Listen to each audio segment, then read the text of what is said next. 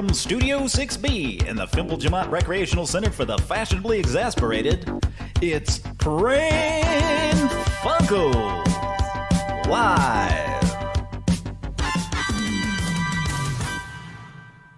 Last time on Pran Funkels. Yes, you hung up on me earlier. Me? Okay, so who are you? Hector. What are you calling for? Somebody dialed this number a while back. Just wondering how you got in touch with me.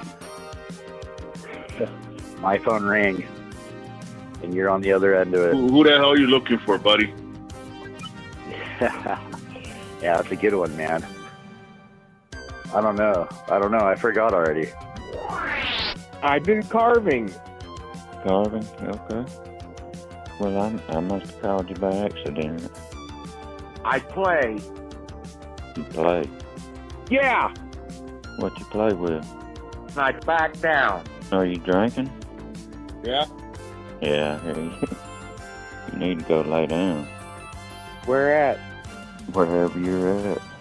I don't know. You're not listening to me. Vain. Hush. I said, what state do you live in? Plain and simple. In Georgia. Vain. Shut the fuck up. You're pissing me Go off. fuck yourself. Fuck you. Fucking bullshit. Yeah, I know. Yeah, it's calling about the Ford Explorer for sale there. Oh, well, hold on. Let me guess. You got a wheelchair for sale? I'm supposed to have a wheelchair for sale and a flag in the front yard that says don't tread on me, and you want to have one of those in your house too, brother, but you can't fly it. And Ford Explorer. Well, what is for sale? I saw the sign in the yard. Want us to get me to say some words so you guys can fucking fuck my account over. I just saw a sign. You're out there too. You think possibly, and I was a rebel and this and that, and I was in the fucking army, and go fuck yourself, okay? And now, join us for lots of prank phone calls. Pran Funkels. Live.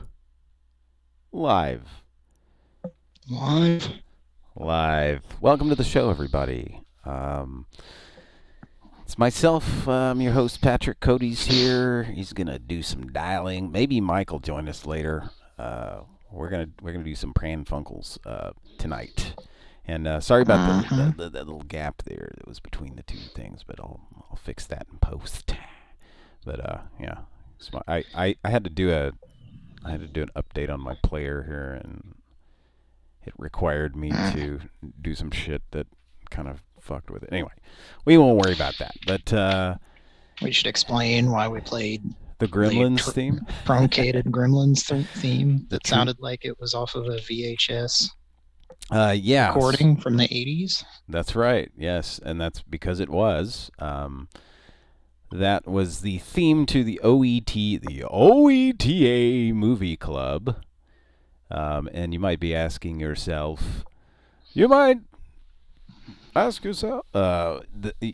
asking what the hell is the OET movie club? Well, basically the PBS affiliate here in Oklahoma, public broadcasting for you folks outside the states. It's the first place I ever saw SCTV or Monty Python was on a PBS affiliate. You okay there? I can hear some mic noise. Yeah, sorry about that. Okay, that's all right. Yeah, sorry. But so OETA was local PBS affiliate here, and this OET movie club was basically on, I believe, Friday nights. Was it?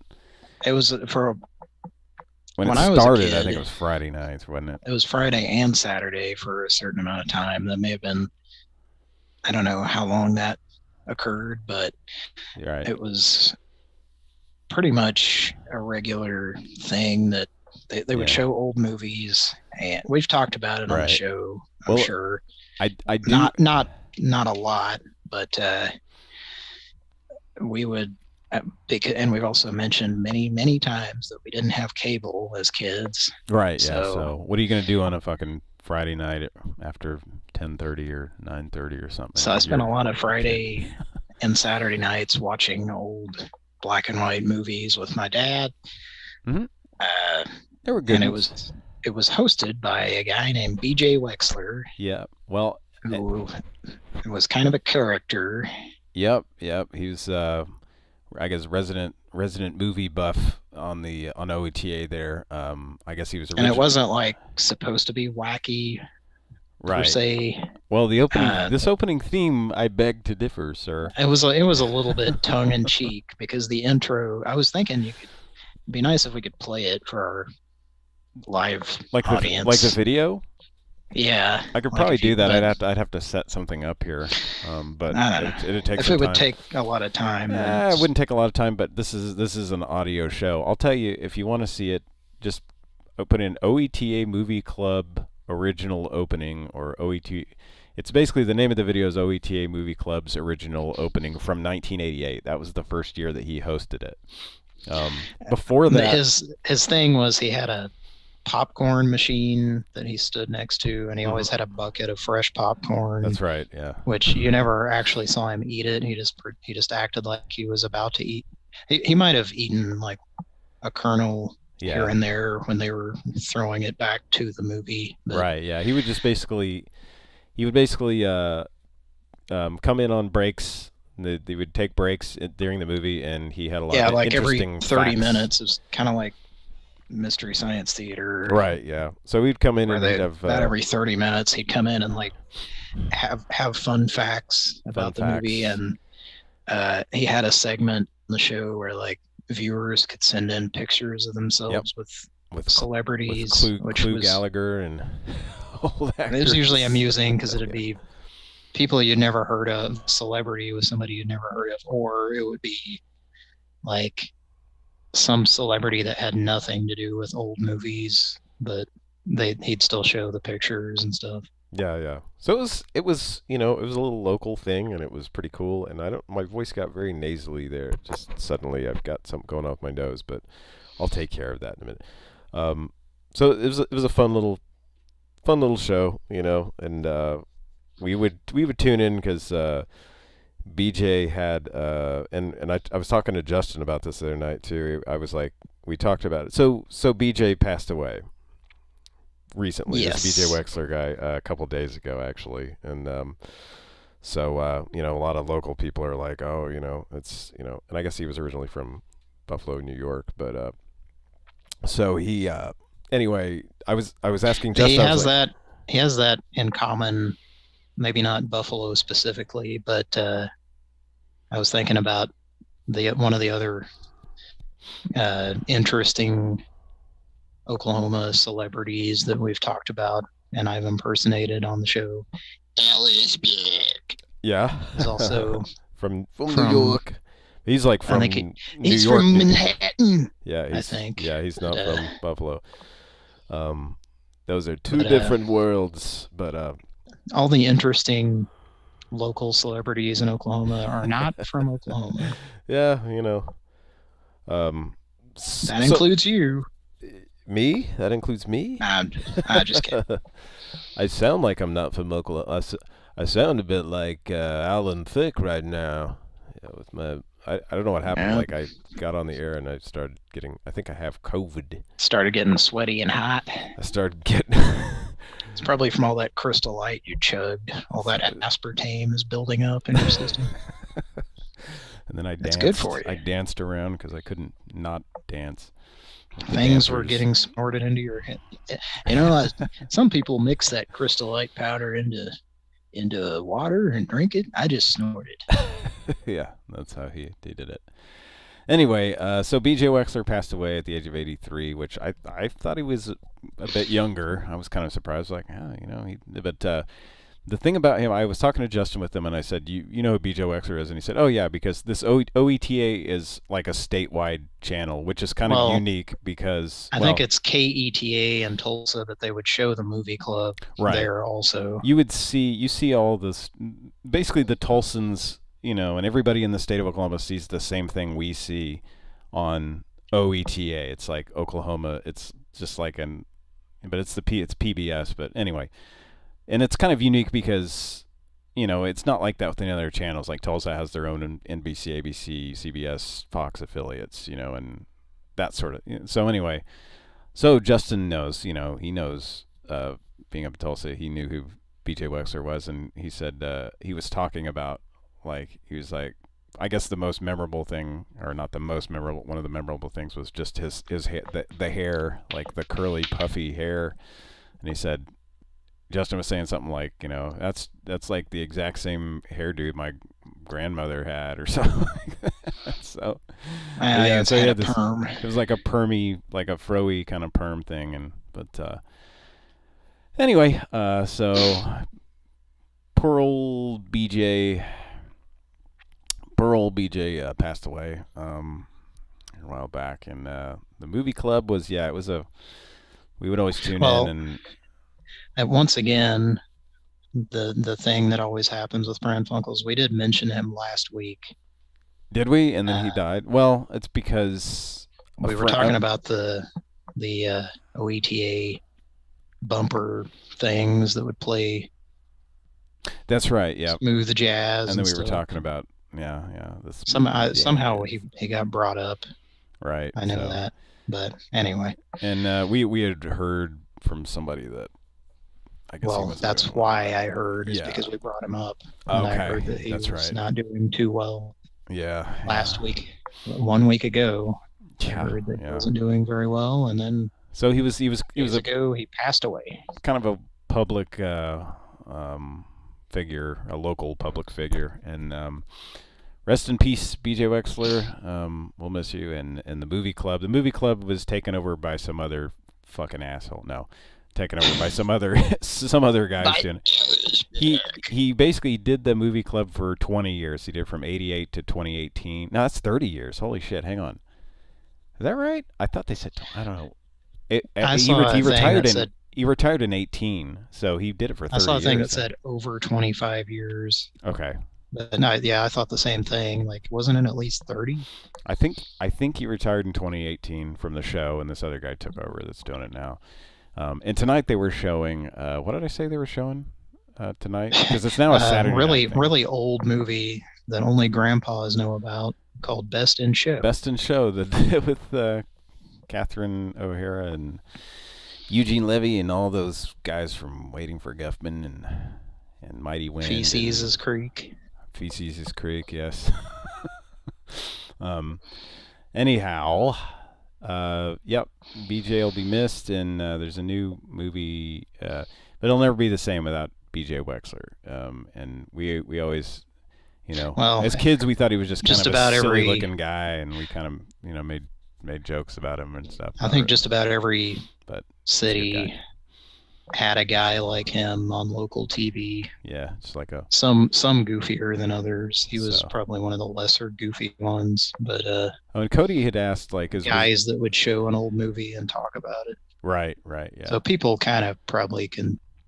Well, this guy was they get the idea. He was a real good host, though, and I mean, well spoken, and he wasn't just like he wasn't some bum sitting there talking about a movie. So.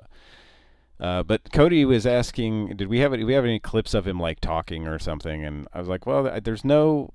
That opening theme is on YouTube, and then there's actually an OETA. By the way, in that intro, he's like farting around and getting popcorn out of the machine, and like when he's walking around the studio, he's stumbling around. He's got a big stack of VHS tapes, and he's like, whoa, like he's about to drop them. It's pretty wacky. This is the original one from 88, so it probably changed a little bit over the years. I don't think it changed much. I remember seeing that one for years where he was almost or was dropping VHS tapes. I remember, though, being a kid and seeing, like, the year before that was on, for whatever reason, because I was getting to an age where I was like, oh, staying up late's cool, in 87, the year before that. and It like would come on at like 10:30 or so, yeah, and then so, it would go until like they would show two movies that's right. I'd forgotten at that. I least forgot. on Yeah, one of the nights. It may yeah, not have been both nights on the weekend, but yeah. yeah, it would go until like 1 or 2 in the morning. Right. But before the year before, at least I remember it was like OETA's, you know, late night or overnight VCR movies or something. It was like, there was no host or anything. It was just like, hey everybody, put a tape in and record a movie off of PBS, and it's uninterrupted. It was uninterrupted. And then the following year, they started. Hey, can I come? Can I come on and interrupt these movies you're showing? And it's funny too. Yeah. That's what BJ said. And they said yes, please do that, sir. But yeah, and there was even Cody and I used to joke around when we were kids that like he would it would be we thought it would be funny to have like a comedy sketch, or we just thought it would be funny to if he were if he like as each segment that Here's he where came in, the tribute really starts. yes, folks. we had at one point we thought it would be funny to write a comedy sketch or something, and it never happened, but like basically, his first, as the segments go along in the show, his segments where he comes out in between the movie parts, he becomes, you start noticing he's a little bit more and more scantily clad. He's wearing less and less clothing. Oh yeah, well that's another important thing to point out is he would be wearing like a robe, I don't like he was remember. staying up late. Yeah, that was Was that part of his shtick in the beginning, or I don't actually remember maybe the robe. not I just like on every episode, but it Right. might have just been like on some of the commercials or just occasionally. But there was like I can picture him in a robe okay.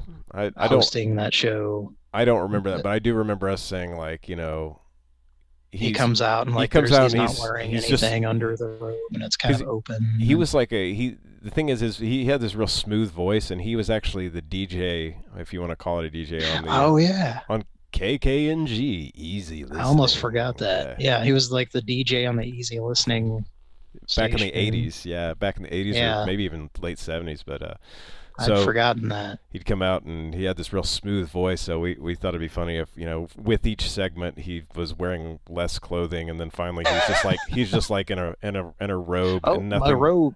and a The robe and idea nothing was but a like- Speedo underneath. His robe would start accidentally coming open, and you'd notice he wasn't wearing a shirt, And he's just and then like, he wasn't wearing pants, and then any ladies out there wanna and then of course the bucket of popcorn he was always holding. There'd be he sets it down the- on his lap the- and goes, "Oh, that popcorn's hot." Oh. So anyway, we made little. I'm not putting my hands in. My hands are up here, but somehow I can tell it's hot. Well, because it's sitting on his dick. That's pretty Yeah, much that's, just right there under the Speedo. Yeah. It's Anyway, so BJ we- Wexler's full Monty popcorn. So It's that movie where those British fellas put them boxes on their dicks. Oh yeah. Their big hard cocks have boxes over them. Have you seen that? Full Monty. I like that part where their big throbbing dicks are hanging out. Yeah, that's a good one for t-shirt ladies. So anyway, That got my clit excited. gross. I don't want to think about that. Come on, teacher lady. If you were more attractive, maybe.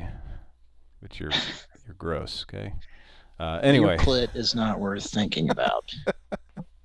your clit is probably as gross as your face. Anyway. Yeah, Anyway. it's probably okay. Let's not go too Anyway, too far with so that. yeah. So anyway, so we Speaking of perms, yeah.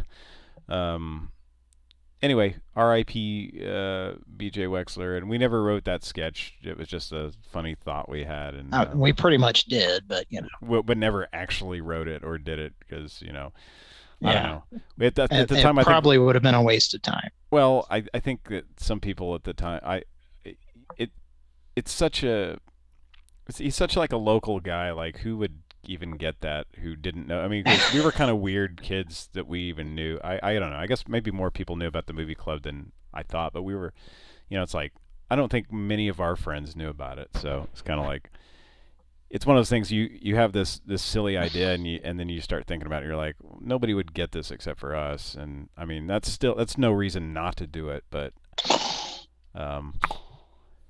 anyway, no reason not to. That's enough. We're done. R.I.P. B.J. Wexler. So that's all we're gonna say. Oh, and there was a clip. You had a clip you were gonna play. I had a clip. So this is. We were talking about yogurt. OETA. They do a since it's public television. They do a drive where they try to get people to pledge money.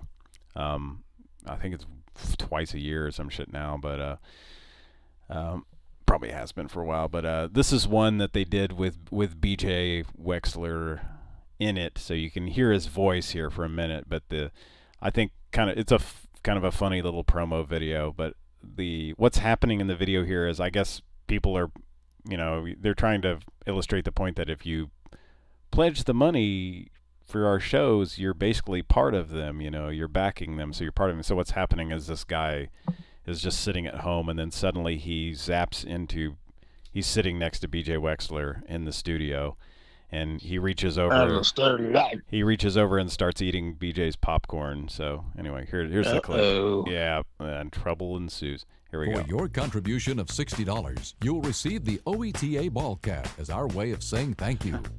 Putting the ball cap on. Oh boy, something special tonight here at the OETA Movie Club. So glad you stopped by to enjoy. Hey, that's popcorn for the... Okay, you can have some glad you did. It's Much Ado About Nothing, a romantic comedy by William Shakespeare. That was the part right there. CNG cars. The fuel prices. Yeah, the next one's just like some other guy, but it's the next guy's another local guy. Anyway, that was BJ there talking. I know it's about the only wacky. Yeah, it's pretty wacky. You get the ball cap and you supposedly get the ball cap and you put it on and you end up in the studio. At the end, the OETA guy has a disclaimer, and he says something. Let's see what he says here at the end. Cap does not cause you to teleport to OETA production. Cap does not cause you to. Now that's not the original OETA guy. No, it's not the original guy, but it's a guy. The one that we hear on the operator recordings. Right, yeah. There was an original OETA guy, and then this guy replaced him. But this guy's the guy who sounds like $60. You'll receive the OETA ball cap as our way of saying thank you. Sounds kind of like 34 guy's cousin or something. Yeah, all these local guys sound like 34. Would you mind if we all put on ball caps in this hotel room together? That'd be a good thing to say, yeah. Lance and Bill are gonna they've got a rather large ball cap. They're gonna stuff both their heads into. They might have to use some lube to get it in, both heads in there together into that small cavity. Lance and Bill are gonna not those heads. Lance and Bill are gonna be trying to start a fire by rubbing two sticks together. They've each. Yeah, I think you get the idea. Well, anyway.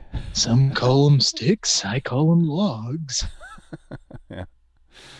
Okay. So anyway, BJ Wexler. Granted, by design. Passed away, and okay, we love you, BJ. Yep. Also, love you a lot, BJ. Pran Funkels. Pran Funkels. Also, musician Chick Corea has died. If you listen to prog jazz fusion rock in the 70s, the guy was amazing on the keys. He was a keys guy. And Return to Forever, that was where I knew him from. Al Di Meola and Stanley Clark and Stanley Jordan. Yeah. Stanley Jordan's a musician. Yeah, that's a thing. Those are musicians that you just named there. Okay. So yeah. Go ahead. No, nothing. I mean that's a name I've heard a lot, but know nothing about. Right. We should say hi to everybody here. Here for the comment says, I know Chick Corea from Peanuts music. He didn't play the Peanut. He definitely didn't write the Peanuts thing. Does he Maybe he did some of the Maybe he was playing on. lesser Peanuts movies in the 70s. That's interesting. Yeah, I don't think I knew that about it. I just knew it was like this prog rock or jazz rock fusion, whatever you want to call that stuff. But I heard he played the music on Baseball Ball. Play the keys on Baseball Ball. Yeah, no, that never happened. Yeah, because that was done very. Wouldn't that be the weirdest shit in the world if they were like, today's celebrity keyboardist Chick Corea. Chick Corea. It's like I met this chick from Korea. My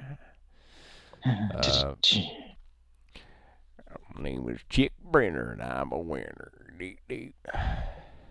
So, anyway. Pran Funkels. Pran Funkels, let's say hi to everybody in the chat. Here for the comments.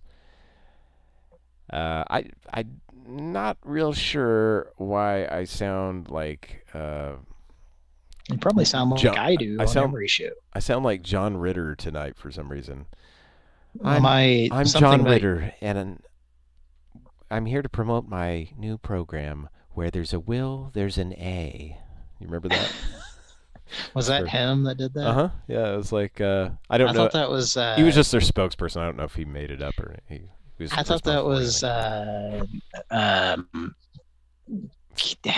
Michael Landon. It was John Ritter. What was Michael Landon's thing like that?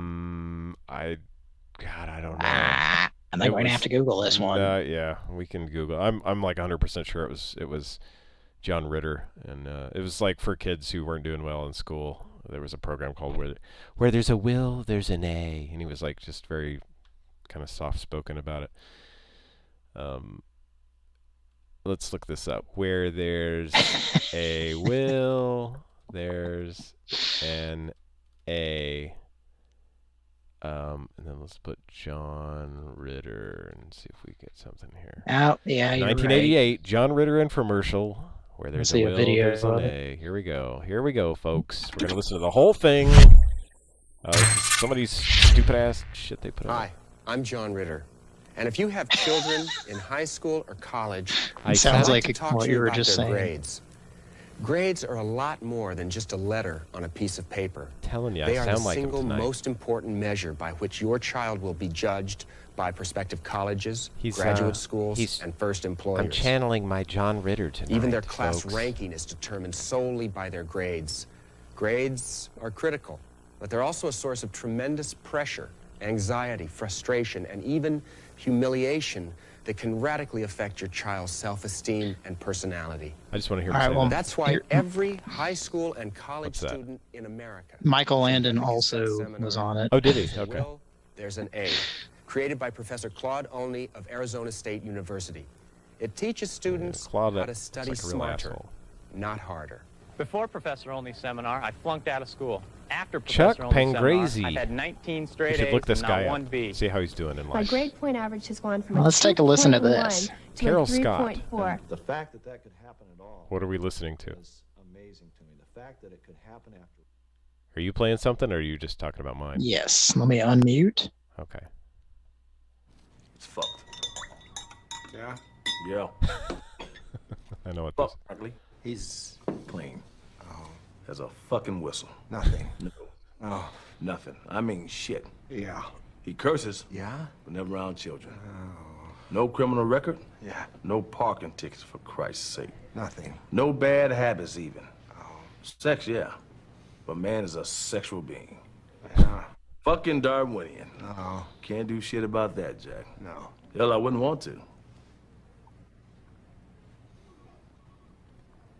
No, of course not.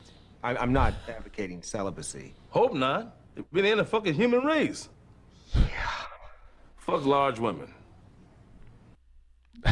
What was that now? I thought I knew what that was. Hey, let's see if this is a. Of course, that was not the clip I was Long-lasting hoping for. Yeah, goddammit, shut the fuck up. Ads. Bills. Yeah, they. Oh wow, this commercial is for like some acne skincare thing, and it has like Where there's a will, there's an A. I an sound exactly like him animation tonight. that looks just like something being a load being shot onto this woman's face. What? I swear that's it. Okay, here. This is what I was looking for. A couple of days ago, I was in Women's Big and Tall, and I heard these, these noises, and I heard a woman screaming, "Yeah, oh yeah," and I heard his voice saying, "That's right, you ain't going to SHIT right for a month." No, don't get me wrong. I'm was against the Clinton impeachment. What a man does with his own penis, Oval Office, Women's Big and Tall, it's not for the American people to say. Yeah, right. But when you're dealing with children, This is bad Santa. they have a tender sensibility, and you are in a position of trust. I think perhaps someone who has screaming orgasms with large women shouldn't. Yeah. Of course, I can't fire him for that. Oh, yeah. Unfair practices. Anyway, yeah. There's a scene between two deceased individuals. Yep. Anyway, Pran Funkels. Pran Funkels, where there's a will, there's an A, and we're gonna. Well, at least Michael Landon's. What? Yeah. Okay. Oh, no. Yeah. Sorry. BB says Patrick better than sounding like Mr. Furley. Oh, Jack. Oh. Stop shaking me. Oh, stop showing me scatological porn when I'm on this merry-go-round. Apparently, in the 70s, there was a lot of humor and shaky voiced characters. I guess. Okay, Paul Land, Charles Nelson Riley. Oh, Samantha. Mr. Furley. Oh! I can't. All right. Here for the comments. Don Wong is here. Don Wong.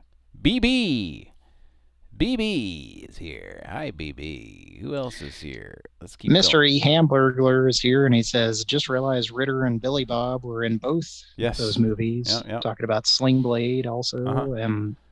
I think it's because they were friends. Yeah. I've heard that they were Was John friends Ritter in real life. from Arkansas or Oklahoma or something too? I don't know. Anyway. I don't know. I don't know either. I don't know. It makes you wonder, why are those assholes? I'm kidding. So Don Wong, BB, Witty Name is here. Witty Name we're talking in the chat earlier, and he was saying Pran Funkels is his Sunday night show, his Sunday evening show. So we're like prime time on Sunday night, and over in New Zealand, it's like 7 p.m. there or something. Who else is here? DK Gary is here. Busey. Gary Busey Burger King is here. Burger King. Let's see. I'm just making sure I'm not skipping anybody here. Looking down to Mystery Hamburger and Gary Busey Burger King. Yep, that's everybody who's chatting right now. And welcome to the show. Love you a lot. Glad to have you here. Love you a lot. Now, public service announcement. Everyone in the YouTube chat right now, change it from top chat to live chat. Yeah. At the top there, you'll see that option that says top chat. Change that to live chat. Yeah, you'll want to do that. Love you a lot, BB. Yeah. We received a donation from you recently, and we love you a lot for that. Yeah, when you talk about our patrons.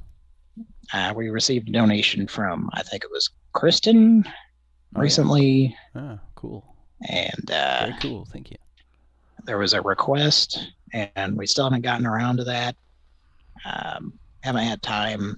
We like to vet the numbers first. Yes, we like to. We don't just call any number that someone requests willy nilly. But we've had some yahoos that have pulled some slipped us a few Mickeys and and then we had us call police stations. We woke up and we had a big red shanker on our penis. At which time we said, "Oh, I'm sorry, I didn't intend to call the police," and then it was all over and nothing happened. Yeah. Well, so that kind of didn't work for them, did it? No. Not at all. So I guess we could do that, but we'd rather not. Much like Bartleby. So we'll get around to it eventually. We'd prefer not, but yes, we will get to it. We love you a lot. Thanks for your donation. Yeah, thanks for donating. And who else we got? We want to think before we get on with the old show here. Well, we want to thank James, who regularly donates. And we got our patrons on Patreon, whom I'm looking at right now. Right now. We got Jimmy. Jimmy, thanks for your donations. We got Machete. Mr. Jonathan Wongathan. Yes, who was in our chat. He said he doesn't stay up much past midnight, so he likes to listen the next day, but that's fine.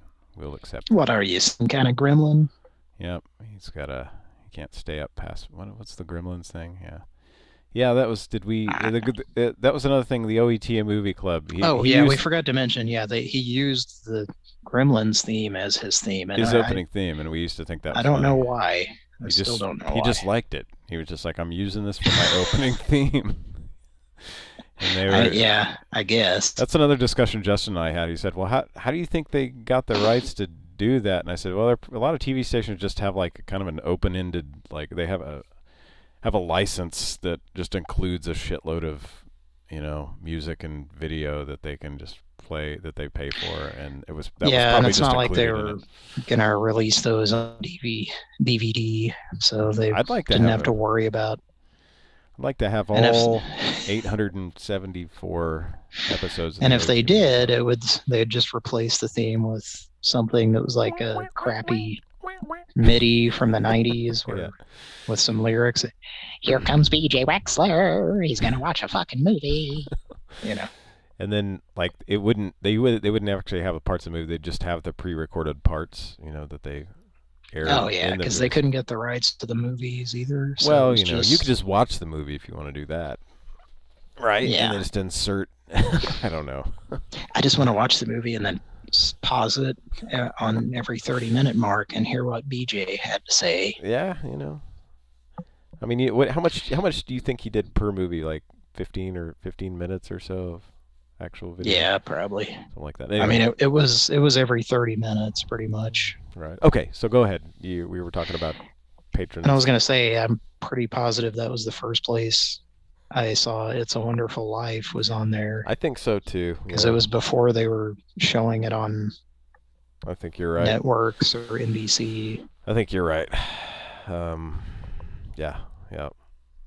They saw a lot of good old movies on there. What's that fucking movie? What's that fucking movie? I want to say Mountain Man or something like that. It's a movie. It was a movie. This movie from like the 1950s or something like that. I don't know, but it was. I don't know. That movie with Andy Griffith. Here it is. It's just called The Mountain with Spencer Tracy, Robert Wagner, I believe. Yeah. Good. Oh, there's that. Yes. That movie with Andy Griffith. What's that one called? Yeah. See, we're not movie buffs here. We're just like, what's that? That one? Well, normally I would know what it was called, yeah, but I'm blanking on it. Yeah. But that's a pretty good one. That's one I saw on there. Yeah, the one where he's like this political figure and he's just this real evil asshole. It's just. Yeah, he's like Rush Limbaugh, but 30. That's right. Or Yeah, 40 years before Rush Limbaugh existed. Yeah, he's like basically. he's like this radio guy, isn't he? Yeah, that gets people all worked up and shit. So anyway, back to the show. We got Chris Wimberly, patron on Patreon. Thanks a lot. We got Jessica. Love you a lot. And we got, last but not least, KB7. all right. Thanks, you guys, and just so you know, all this money, all these big bucks, we're just rolling around in piles of money. No, we're not. But the money that you donate goes right back into the show. We don't use it to buy shoestring potatoes or Fruitopias, or for Orbit's drinks that are like drinking a bottle. I've got all the Fruitopia and shoestring potatoes I can eat. I don't need to buy more. So it all goes back to the show. Yeah. And that's BB says in the late 80s there was a show on CBS called Tour of Duty. Yes, I remember that. And our dad was a big fan of that. Mainly because Michael of what J. Fox on it? Was he? I don't know, but for some reason I remember it was a TV show about Vietnam. Yes. There was a shitload of shows back then about Vietnam, shows and movies about Vietnam. I wonder why, but and I think the theme to it sounded something like this.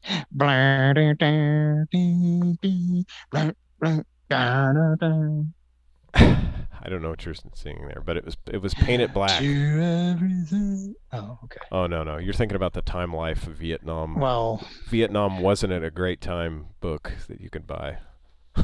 There were 3 or 4 Vietnam show or movie songs. Remember the Time Life thing, where like the commercial just like went on and on and on. It was like just when you thought it was over, like it fades off and then you hear and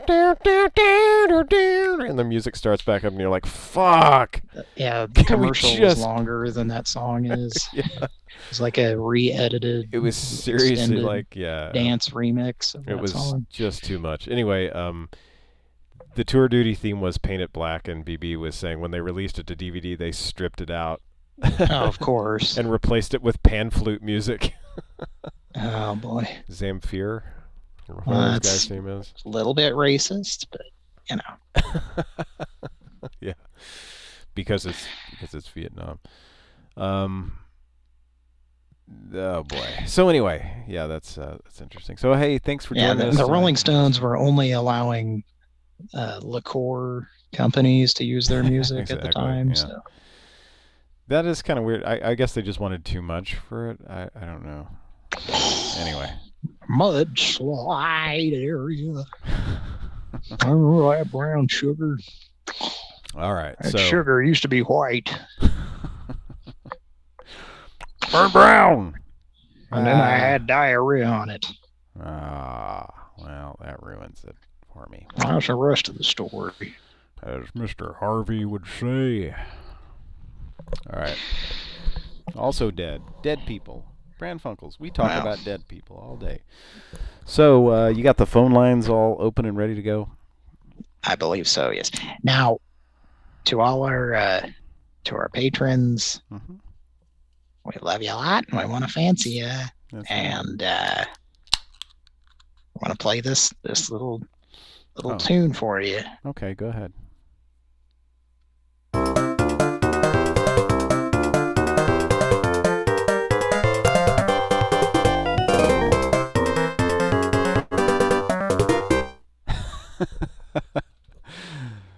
That's the new Pran Funkels fanfare music. The new Pran Funkels, we really appreciate your donations. Fanfare. In fact, anyone who donates anything on PayPal during the show, I'll get a notification and we'll... Will you? And we'll announce your name and we'll play that song every single time. Hey, during that'd a be live neat. show. Yeah, that'd be cool. Even if it's in the middle of a call, that'd be funny. I'd like that. Tonight only, and possibly other times. What if somebody becomes a patron? Will you get a notification for that? I believe so. Well, Patreon's kind of shitty, so they may not notify me until 3 weeks from now. But if I do get a notification during the show, yeah, that'd be pretty cool. then you'll get to hear this. Not that. This.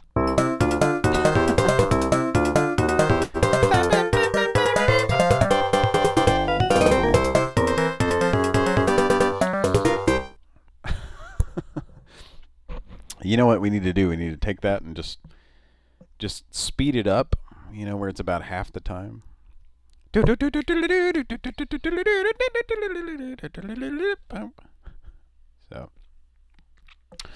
alrighty. All right, we're gonna make some Pran Funkels. Let's make some Pran Funkels. What you've been waiting around for tonight? I tried to get a hold of Mike and haven't gotten a response. So, Mike. I'm guessing that he's conked out.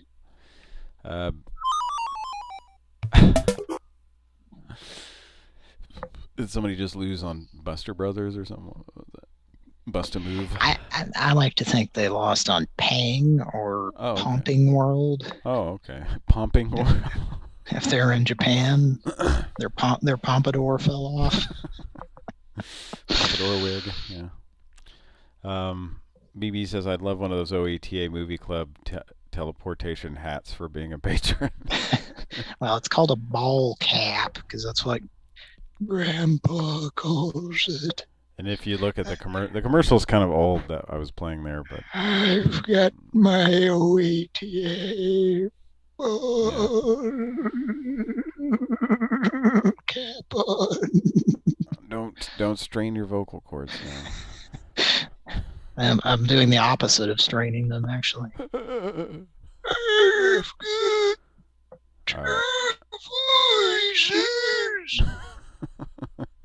That's a real talent. Yeah, it's I think so.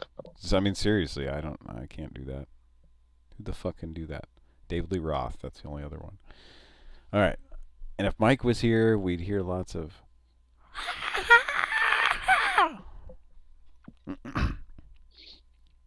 So, okay, folks. Here we are, Saturday night, early Sunday morning. All right. I'm going to skip number 1 in the list because it requires a soundboard that you don't have. Okay. Let me see if I have it. Okay. We'll take a look and see if we got the soundboard, everybody. Yeah, while we're waiting, I noticed I was watching some late night TV last night when I woke up after I'd fallen asleep, and guess what I fucking saw? I saw Cheaters. But something was vastly different. It was very, very odd, very strange. First of all, the broadcast was in high definition, which if you ever watch any of those episodes of Cheaters, it's always shitty, like fuzzy standard definition, like. And I don't think I've ever seen an episode newer than about 2015 or 14 or something, but not that I watch it a lot. Just if I see it on, I'll watch it for a little bit because it's just funny how fucking phony it is, or just how part of the fun of watching it is just sitting there watching it and going like, what kind of fucking person watches this like religiously? And I may be offending people, but I don't know. Anyway, so I was watching. I was watching, and the show had just started, and I was like, it wasn't any of the hosts I recognized. It was first of all, it's high definition. Wasn't any of the hosts I recognized. It was this guy who looked like, and I'm gonna sound like a fucking idiot. I need to look this up real quick and see who this guy is, because I saw this guy and I'm like, Am I supposed to know who this fucking guy is? And yeah, it's exactly what I thought. So it was like, I was like, is this like some old hip hop guy or something? Because he comes on and he's like, hey, yo, this is your boy, Peter Panky. And this is Cheaters. Yeah, I'm not even kidding. So he comes on and he's the host. Cook a lot of things with panko? I don't know. So anyway, I was like, who the fuck is Peter Pank? And I was like, he looks like an old like hip hop guy, and I figured he probably was. So I just looked him up, and he goes by Peter Guns. And it says years active 96 to 99. So I never heard of him, but maybe people who are really into hip hop know him. I don't know, but so yeah, it's He's exactly obviously what I a big fan of the 1960s. Oh yeah, Peter. Yeah, Henry Mancini. Private detective series, comedy series. Yeah. And I'm sure he pays complete respect and doesn't use a Z after the gun. Right. So anyway, does he?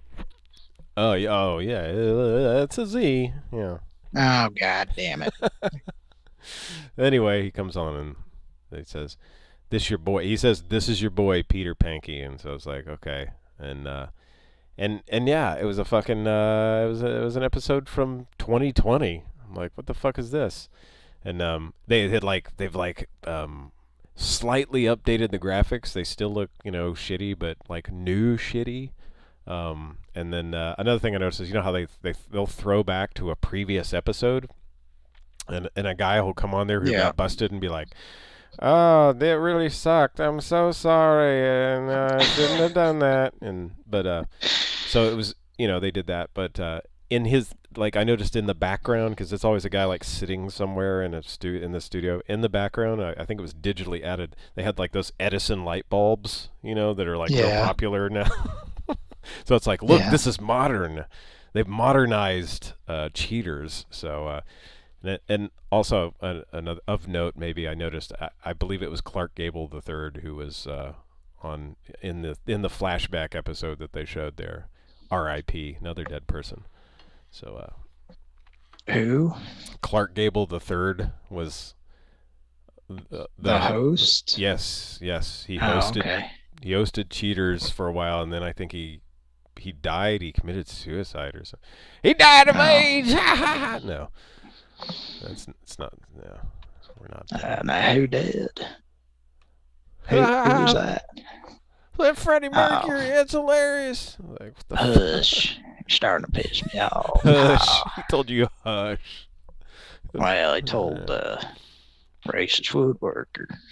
Yeah. Wait, is that who it was? Uh-huh. Yep. RWW. R-dubs. Clark Gable. Let's see if I know we looked this guy up before, but he's like the grandson of the actual Clark Gable, and he was the host of Cheaters, and then I think am I fucking crazy? I thought he killed himself, yes. Or died or something, yeah. Tonight's episode of Pran Funkels is very uplifting. It is. Yes, he died in 2019. So he was the host of the show before your boy Peter Pankey. Oh, my boy? No. My boys, they're good boys. My boys, they're good boys. And they'll begin to become strong-hearted men. That sounds tantalizing. This nasal thing is making me sound extra creepy tonight. Yeah, Clark Gable's grandson died of overdose. So, yeah, he died of an overdose. He didn't kill himself, but he kind of killed himself with drugs. Accidentally, I guess. I don't know. That sucks. But, anyway. Let's get back to the show. All right, I'm trying to see if I have the soundboard. I don't think I do. BB says they went from Clark Gable's grandson to a late 90s third-tier rapper. Yeah, that's funny. Well, that's what you do. Just the kind of show it is. But, it was like nothing had really changed on it's exactly the fucking same. Like they did but it looked very fucking staged as they do, but I noticed that there was no more like hidden cameras in the apartments or anything like that, but it was like the woman who was cheating or whatever, it was like, and that's another thing that's just kind of phony about it is like they're always like hugging and kissing and like all these public displays of affection, like always, like there's like so much of it, and it's like if you're sneaking around, like you probably wouldn't be doing that in public, would you? I mean, just as any chance you got, I don't know. Maybe these are just extremely dumb people. Might not be the brightest people in the world. Anyway, so Yep. I also noticed here's another thing that there's instead of bleeping like a beep every time they say something, guess what they did? They just mute it now. So like no. 92% of the show isn't just a bleep now. So it actually, yeah. Somebody finally got smart and went like, this kind of annoys people when, 38 minutes of our 40-minute show is bleep noise. So, okay. Let's get on with the show. Let's make some calls. You found the soundboard? Are you coming to work tonight or not? I have to download it because it's not going to work very well if there's a 4-second delay. Oh, okay. Between when I click something and. Yeah. So we should probably, let me see about downloading it here. Okay. Anyway, so there's your cheaters update. Oh, and another thing I noticed about your boy Peter Panky. My boy? Okay. He did his little spiel, just the way Joey Greco and all the rest of them did. Tommy Habib and all of them. And then he did the Joey Greco shuffle to the left, just like. I was gonna ask that. Yes. Where they. Dude, he did it. I swear to God, he did. They always look like they're walking up onto a platform and then walking down off of it. Yeah. After everything they say. Only this is like a widescreen, so you see the shuffle kind of goes on a little longer. He just kind of shuffles to the left. It's so fucking weird. Like, what is the Joey Greco shuffle? Similar to the first season of Last Comic Standing, or as Bob Odenkirk said, Last Comic Left Alive. Yeah. Which we kind of watched, at least at the beginning. Mm-hmm. And then, we how's it started like, realizing like it was a Cheaters? reality show and stopped watching it. Exactly, yeah. How was it like Cheaters?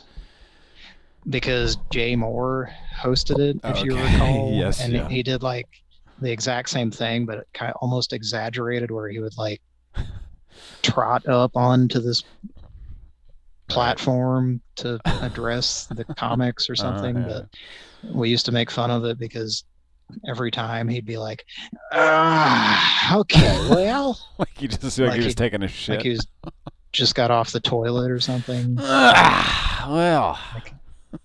All right. You got some shit ready to go there?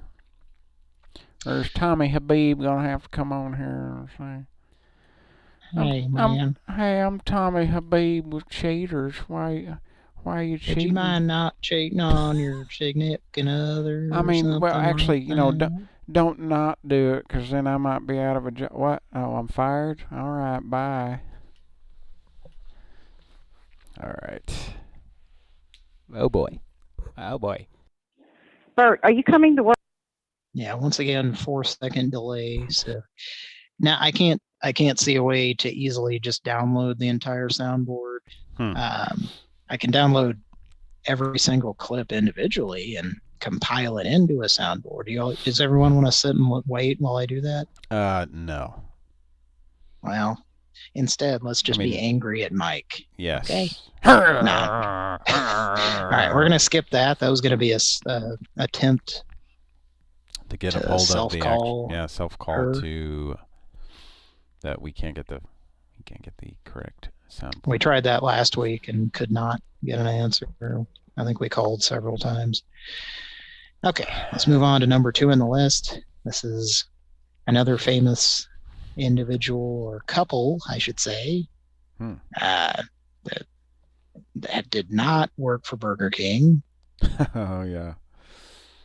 Boy. Now, who should I be when we? Are you doing a soundboard or what? No. Oh, you're just gonna be a person? Well, that's the best way to go about it. That's how we got all the quotes about, well, Gary Busey and Burger King. It was me talking to him. So.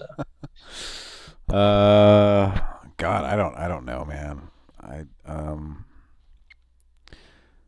Maybe the 6th What was the thing? There's, What was the thing? there's been too much 16-ounce shake lately. Yes. No 16-ounce shake or grandpa. Well, grandpa.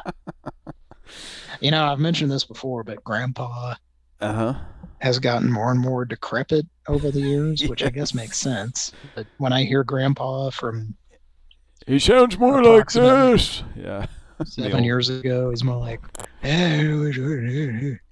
Not even that. And now he's like this. It's probably just a natural progression because I'm doing the same thing Grandpa's doing, just aging. Yeah. So what was the thing that you said earlier that I said that'd be funny to say in a call? What the fuck was that? You said something pretty fucking random. And I don't remember if it was even on the show or something about BJ. I think it was the 34 guy saying something. Lance and Bill are gonna try to fit both their heads into this ball cap. I don't think that was it, but it may have they're been gonna fit something. all four of their balls into this ball cap. BB says he'd love to hear a Moja call.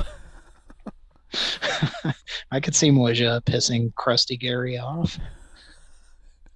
They're taking all four of their balls. Is and Gary his mashing actual them name? into this ball cap. All their balls. They're putting their bushroom caps into this ball cap. Bushroom. Bushroom. There's no bushroom in here. There's no bushes, that's for sure. Lance and Bill are clean. So yeah.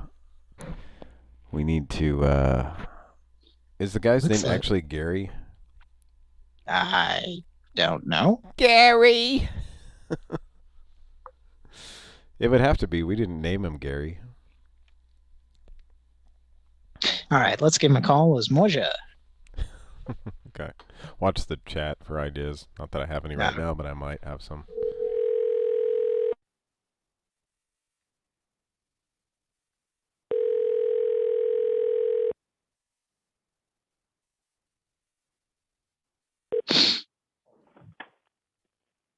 Hello. Bonjour. Est-ce que oui? Bonjour.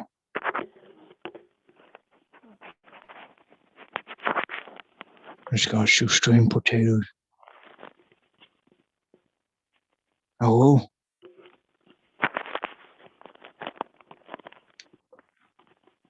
Hello? Is Caleb there? Is Caleb there? Passeio. Mamãe com passeio, mas passeio.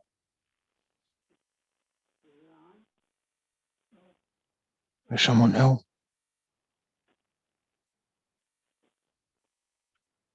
Oh.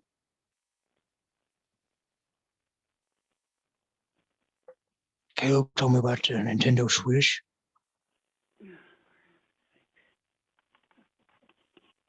It's for sale.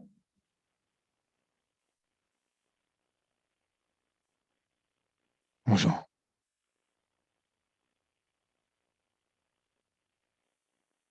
Moja hang up on me about 1:02 a.m. Yep. That was them. You could hear his wife. Was it? You could hear. You could hear. I'm pretty sure that was her voice. Yeah, once again, my headphones are pretty quiet, so I can barely hear stuff. I need to get a different setup, folks, and I may do that soon. We'll see. Yeah. We got money. People donate. That's what we use. That's what we use. We use it for to upgrade our equipment. Is somewhat. All right. Well, is it time for a callback? If you wanna, just. Caleb told me to call about the Nintendo Switch. Moja. Okay. Is Caleb there? I want to buy his Nintendo Switch.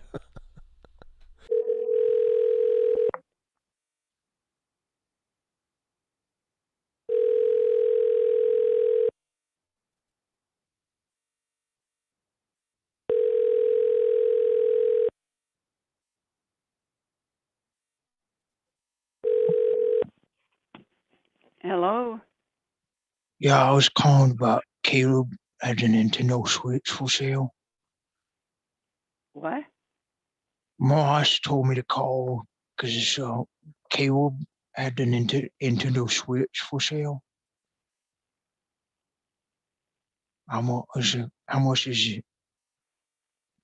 What's for sale? Nintendo Switch. Boss's hamster got wet.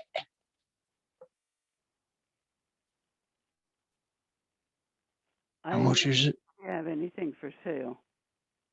You don't got Nintendo Switch? No, we don't have a Nintendo Switch.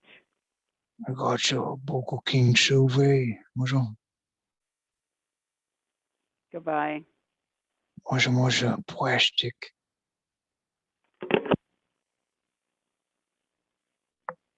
I got plastic in my pants.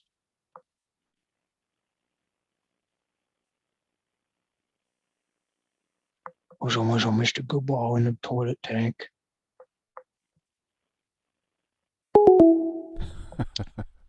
Okay. Well, that was Mrs. Krusty. Yeah. We don't have a Nintendo Switch. Like, she thinks it's like a switch that goes on a Nintendo. She thinks it's a light switch plate that you it has screw Mario on that It's Mario. says Nintendo on it. It says Nintendo. My brother's Super Show. They got music. The Mario Brothers. Mario Brothers. Oh, so cool people talk. We talk like cool people. Wild Stallion. Oh wait, no, that's not. Yeah, exactly. Wild Stallions. Yeah, this is exactly what. Oh, speaking of that, every once in a while I think about the Game Genie, the original Game Genie commercial, which was exactly that. Also, it was just like two douchebags trying to sound like Bill and Ted. Yeah. Okay. I think I looked it up. I think, and it is on YouTube. But, okay. I could probably. It's a bodacious Game Genie. Something like that. Let's see. Yeah, go ahead. Skip all your favorite levels, beat all your favorite games, kill all your favorite people, kill all your favorite friends, select all your favorite weapons. Okay, I see the Bill and Ted guys here. Here we go. Continue as many stages as you'd like. Which is all bullshit, by the way. Game over? No way! Because we got Game Genie! We tell you when it's over. With Game Genie, I decide how many lives I get. I use it when I want to live forever. Play to the end and win. Maybe I want to start on level 15. No problemo! It makes cool games like Street Fighter 2 more exciting. Less frustrating. With Game Genie, it ain't over. So we say it's over. Excellent! Game Genie for NES, Super NES, Sega Genesis, and Game Boy. Codes from many popular games, each sold separately. All right, I just want to retract my statement. They were definitely not trying to sound like Bill and or Ted. look like them. Yeah, no, it was that was fucking. If they didn't get sued by Paramount Pictures or whoever the fuck made Bill and Ted, Mr. Alex J. Winter. Yeah, it's fucking baffling if they didn't get sued. That's not even the original because that was for the Super Nintendo and Genesis, by the way. So that wasn't like you said, no. But that's the Bill and Ted one. There was like a very similar commercial for the original for Nintendo. Here's another one. You want to hear it? Here it goes. Want to hear? Here it goes. You cast them aside, exiled to the closet. Peter Thomas. Thought the challenge was gone. You were wrong. Rescue them. Get your old video games out of the closet and play them like new with Game Genie. Come out of the closet. Game Genie lets you change levels, jump higher, punch harder, live forever. I remember this. Uncover the new power in most of your old video punch games harder with Game Genie. For your Nintendo Entertainment System. Looked like Carrot Top coming out of the closet. Saying excellent. Yeah. We had crazy hair. I don't know. Maybe it was the Super Nintendo on it because that was exactly how I remembered it. I mean, that looks exactly like fucking Carrot Top. I wonder if that's him. Probably. Like the eyebrows and everything. Looks like him with his. Oh, here's another one. Hang on. Hang on. Oh, boy. Hang on. Yo, video game dudes, talk to me! This is Game Genie from Galoo, the awesome video game enhancer for your Nintendo Entertainment System. Yeah, this is Most it. new video games, Double Dragon 3 or Super Double Mario Dragon. 3. You can go to any level, live forever, jump higher, make your own effects, and get radical firepower.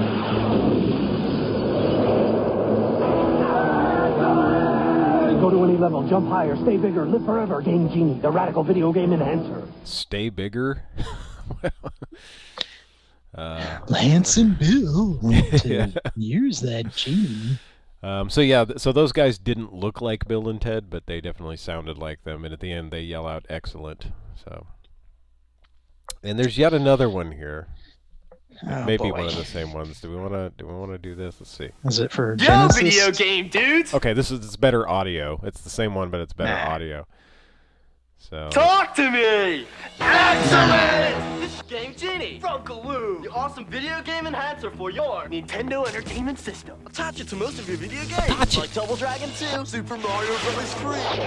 And buckle up, cause you'll do what no video dude has done before. You can go to any level, get unlimited lives, live forever, like a video zombie. Excellent! You'll jump totally higher.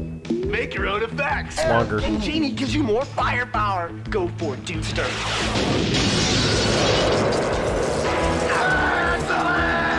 Go to any level, jump higher, stay bigger, live forever. Game Genie, the radical video game enhancer from Galoo. yeah, that was like a 45-second version of the other one. Was that the 30. Super Game Genie? No, this is the regular one. It's 1990. The Super Nintendo? Or? Nintendo, regular Nintendo. Ah, okay. So yeah. Anyway. All right, let's move on. Yep. Sorry, folks. Got off on a little tangent there. All right, should we not call them back? Maybe circle back later or something. I don't know. Which means we never remember to do that. Well, but we'll try. Since they've answered twice, I think if you call them 3 times, they'll. I don't know. Yeah, I know it. Let's move on. Number 3. This is a mystery guy. Mystery guy. Who called us back, and it's not a number that we had called. Now, I don't know if Kira. This list is from Kira, by the way. Thanks a lot, Kira, for giving us makes the this list of numbers to call. Programs. One of these last week we called. It was like a different number that had called us, and it ended up being the Jittery Jake, who you heard on the intro.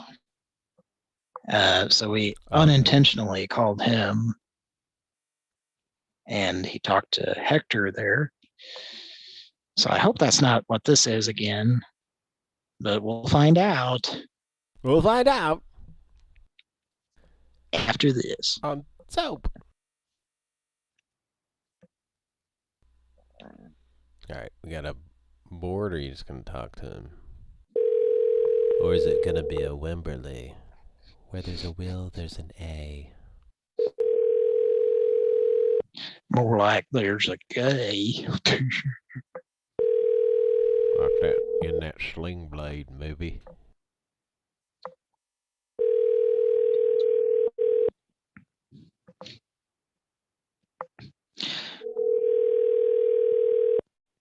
I know this guy.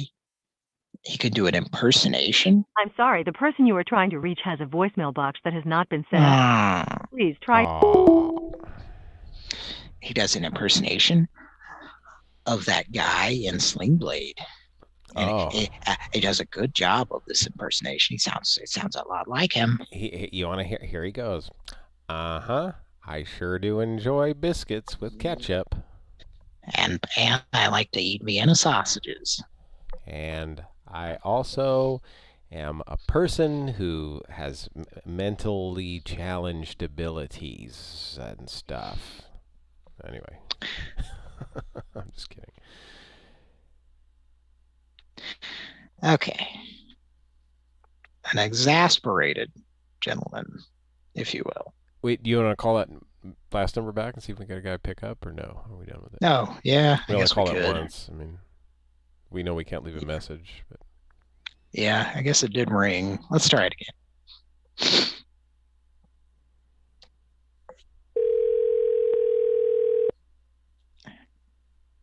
We do need to call the crusty couple because they need to help Moshe find his mitt. Moshe.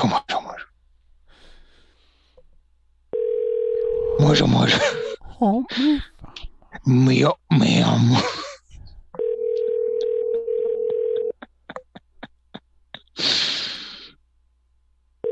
I'm sorry, the person.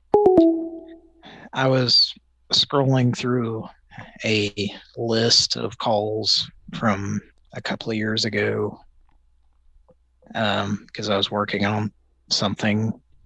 And I just like, of course I'll be scrolling through those lists and I'll just catch glimpses of calls that I'd forgotten about. And one of them was Moja calls the Mitt Man. Because there was it was like a company or something that was called Mitt Man. Okay. So of course Moja called him demanding help me find my meal. Help me find my meal. And Kira, if you're listening, we should add that to the list. We need to call the Mitt Man again. Moja, help me. Moja, ma'am. Wasn't I doing a Moja impression? Or didn't I leave a message from? Yeah, probably. Help me. I was getting more and more upset. All right, let's move on to number 4. Number 4 in the list, folks. Number 4. This is Sue, the housewarming gift lady. She never answers. Mike never likes anything. Once again, these people, they get my. This has happened 2 or 3 times now. And if you listen regularly, I've moved several times in the last couple of years.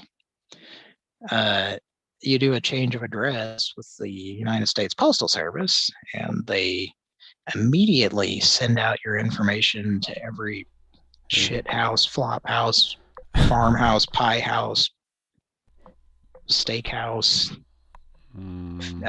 piss house, gumming into your gonna go house in the West. Amityville Horror House. Yeah. Prostitute's house. Anyway, I think it's called a brothel. So I get this basically junk mail, but it looks like you've received a heartfelt greeting card from a loved one. The way that it's like, green or something, and envelope that looks, but then at the same time, it's obviously not handwritten on the outside or inside. But so basically it tells you to call them because it's, they're welcoming you to the neighborhood and they have a housewarming gift. And what happens is we call them on the show and they don't fucking answer, and they have a greeting that's like background noise and then it beeps, which sounds totally legit. Legit, not sketchy at all. Yeah. And then they proceed to fucking call us during the day, during the week, and not leave messages. And they called Monday, Tuesday, Thursday, and Friday. Jesus. So we're going to call them now. And we did get to the point with one of these where I think Stephanie Gladstone was leaving threatening messages like, you keep fucking calling, but you don't leave a message and you don't answer when we call you back. And then finally this lady left this passive aggressive message for us, which is probably included in one of those Pran Funkels incoming voicemail message. Okay, what'd she say? You remember? Just, some bullshit that one of those, yeah. it's becoming overused, but Karens. Yeah. It was just like, oh, wow, just like really defensive and passive aggressive. And well, you shouldn't have told the post office they could give you that you're moving. You're moving. You should have told anyone that you exist, because that's what happens. Anyway. Okay, well, I'm gonna call that bitch. All right, let's give it a try. Now, this is not the one where it's a picture of your house, is it? No, that's a different one where it's they want to buy your house or something.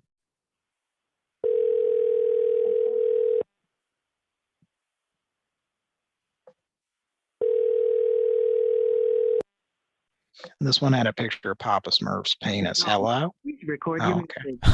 When you have finished recording, hang up and call back, I guess. Or press 1 for more options. No leaving voice. All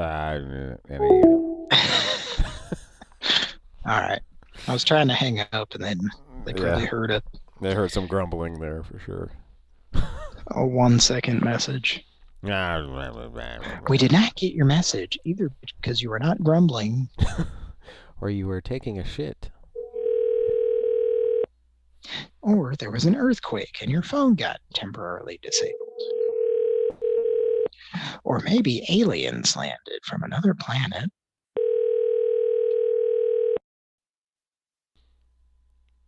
Or maybe the ghost of Robert Stack. At the tone, please record your message. When you have finished recording, you may hang up or press 1 for more options. Hi, hello. Hi. Toggle. Vic Togai. Yeah, Vic. Are you there, Vic? Vic Togai. I was trying to get a hold of somebody over there. It's kind of late at night. It's beyond easy. You always feel over in the chair. I'm trying to get a hold of somebody over there. I don't know what did it. Is it leaving a message or what's happening here? It's a smoked ham voice flavor. Unsolved mystery. Yeah, I get that. I know exactly where you're coming from. I've smoked heard a lot. Turkey breast from Hormel. I didn't know you were doing sponsored ads in the middle of this now. So it's 3:25. So we're gonna get on with the thing here. We got an egg. We gotta get somebody here. It's coming down the pike, if you know what I mean. Let's go ahead and make this happen. You give us a call back. It's 402-882-2083. That's 402-882-2083. We're gonna get on with it. We're gonna proceed with the documentation on this. We're gonna take a look at it on a Thursday, and we're gonna see if we want to make any more changes. We're gonna have Robert and Reginald Franklin in here, and they're gonna take a look. All right. Thanks, and we'll talk to you later from the custard. Nutmeg. Go ahead and you can go ahead and end the call there. Go ahead. I'm looking for the fucking nutmeg. All right, Unsolved mystery. All right, settle down, Robert. Let's go ahead and. You've pressed an incorrect key. If you are satisfied with your message, press 1 to listen to your message. If you are satisfied with your message, press. Oh, we're doing this again. Message. Press 2 to erase and re-record. Press message review.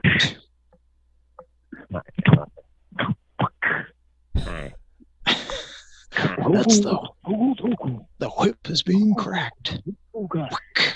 Vic, are you there, Vic? Okay. Trying to get a hold of somebody over there. It's kind of late at night. It's beyond easy. You always feel over in the chair. I'm trying to get a hold of somebody over there. I don't know. Did it? Is it leaving a message or what's happening here? It's a smoked ham flavor. Unsolved mystery. Yeah, I get that. I know exactly where you're coming from. Smoked turkey breast from Oh no. I didn't know you were getting sponsored ads in the middle of this. No. So. That's 6 We're gonna get down with the ads. It's like some shitty radio host. Coming down the pike, if you know what I mean. Let's go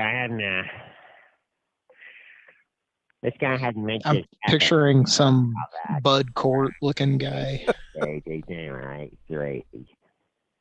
It's 402-882-2083. I was typing nutmeg in the chat to try to get you to say it. That's that guy. Nutmeg. Nutmeg. Nutmeg. I'm gonna see if we want to make any more changes. They're gonna have Robert and Reginald Franklin in here, and they're gonna take a look. All right. Thanks, and I'll talk to you later. Go ahead and you can go ahead and end the call there. Go ahead. I'm looking for the fucking nutmeg. Unsolved mystery. All right. If you are satisfied with your message, An unsolved mystery. Where's the nutmeg? send your message with normal The delivery. mystery of the missing Send your nutmeg. message with urgent delivery. Press 2. Alright. Goodbye. No. Alright, whatever.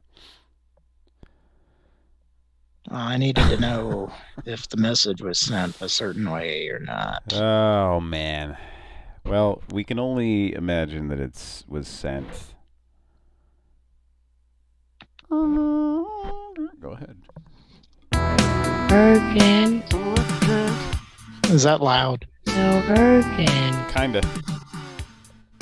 I mean, it comes through loud and clear. It's not a bad thing necessarily. Okay. All right. I don't know. I don't know if I hope can. they still want to warm my house because If I'm you're- not paying the gas bill. I'll tell you that. I'm just anticipating them coming to warm my house. Sitting here in sub-zero temperatures, waiting. Yeah. Maybe that's the angle we need to start using with them. And my house is really cold. Sub-zero winds. Sub-zero winds. Yeah, I don't know. Like that nasal thing just kind of comes and goes. It's weird. I was actually out a little bit in it today for a minute, so maybe what's going on. I got some kind of drainage or some shit. I don't know. You were in it for a minute. You did it. You did it. You did it. You did it. You did it. You did it. You did it. You did it in a bit. Like a dog in the morning. Was that Daryl Hall and Juan Oates? Mr. Juan Oates. Was it? It was them, right? Yes, it's Hall and Oates. Yes, you did it. You did. Might. They did that on I mean- SCTV. They played that. They did that song in a minute on SCTV. They actually played it on SCTV. I'm pretty sure. It's like I thought this was gonna be a minute. It was 2 minutes and 30 seconds. That was a lot longer than a minute, wasn't it? It was a lot longer than a minute, wasn't it? Oh, that's not a funny joke.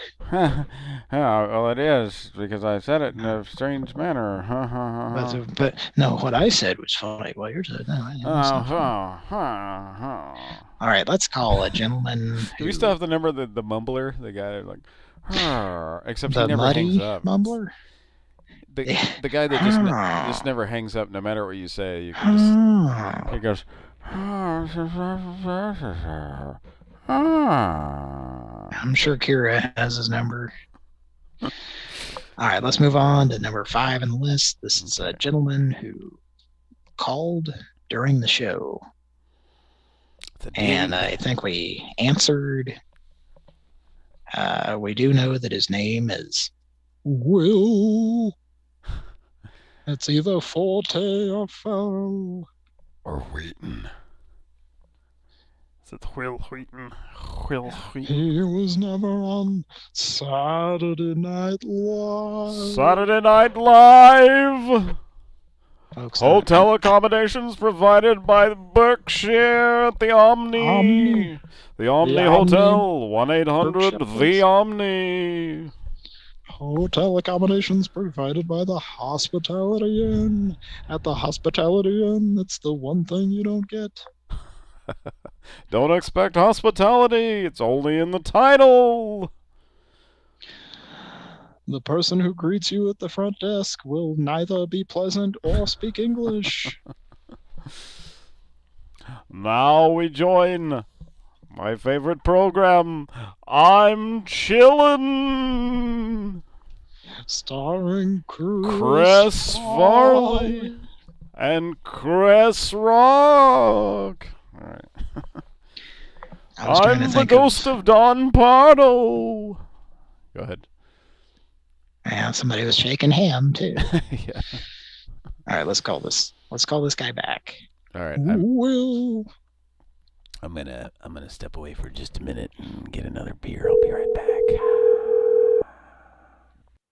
Chicka chicka.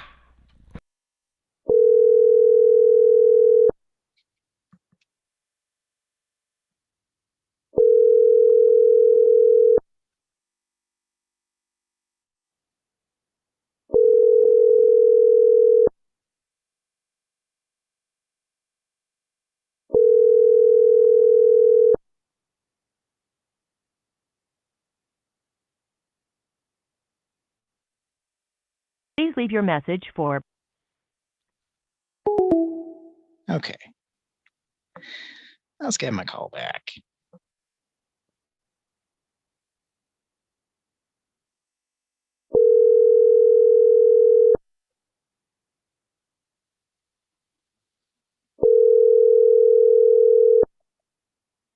Will Arnett was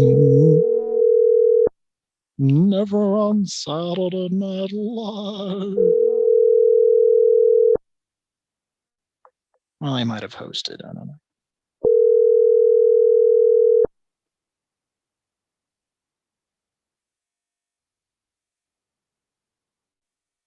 Please leave your message for... Let's give him one more try.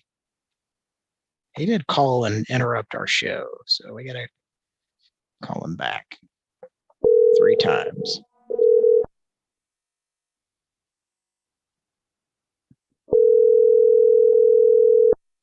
Will Shriner.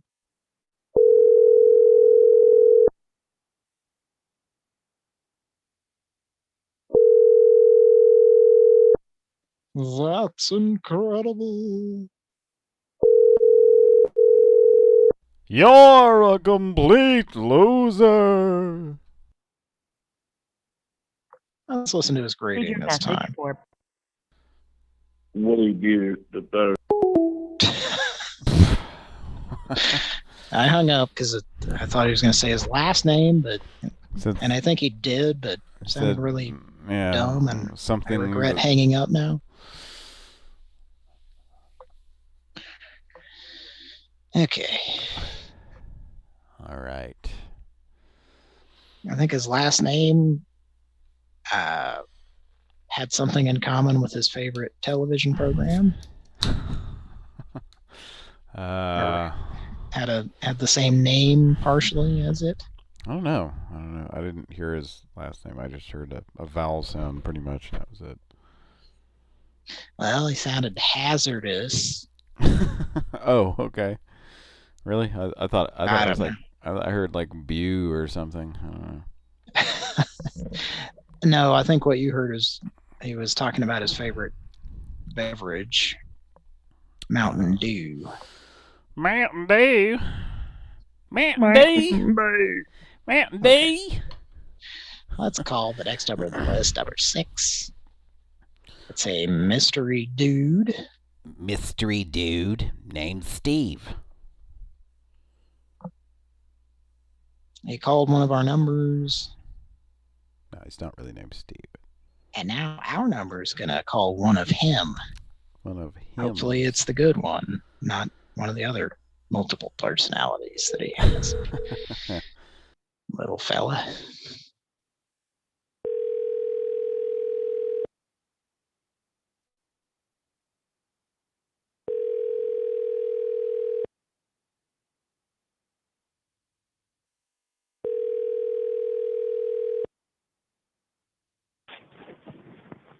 Hello. Hello. Who is it? This is Jeff. Who'd you call? You called my number. How come?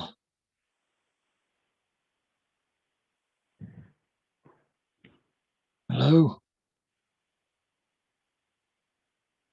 My name's Don Nutmeg.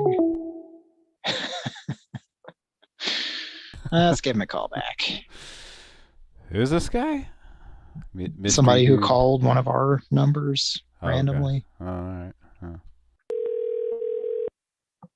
My name is Don. Hello? Yes, my name is Don Nutmeg. Who am I speaking to?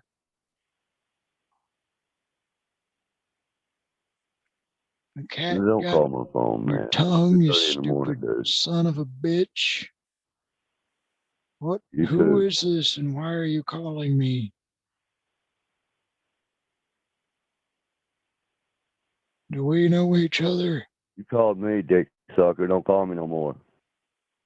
I don't suck on penises.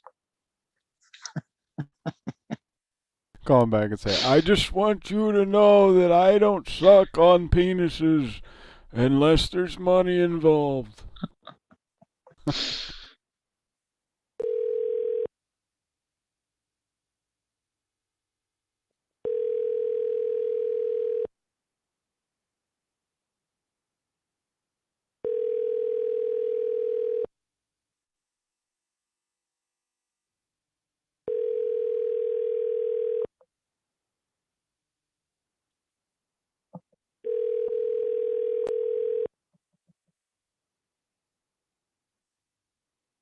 Your call has been forwarded to an automated Oh voice. boy. We could leave a message saying, right? Jeff Bailey. Sorry, folks. At least I have a limiter on there now, so it actually doesn't blare. Now, can I ask if you could, after you, this is inside baseball, but after you limit that, can you then raise the overall volume of the entire episode? I mean, yeah, nothing will ever go above that limit. So. Oh yeah, but I've noticed they're a little bit quiet. Oh, okay, yeah. Yeah, it kind of just depends on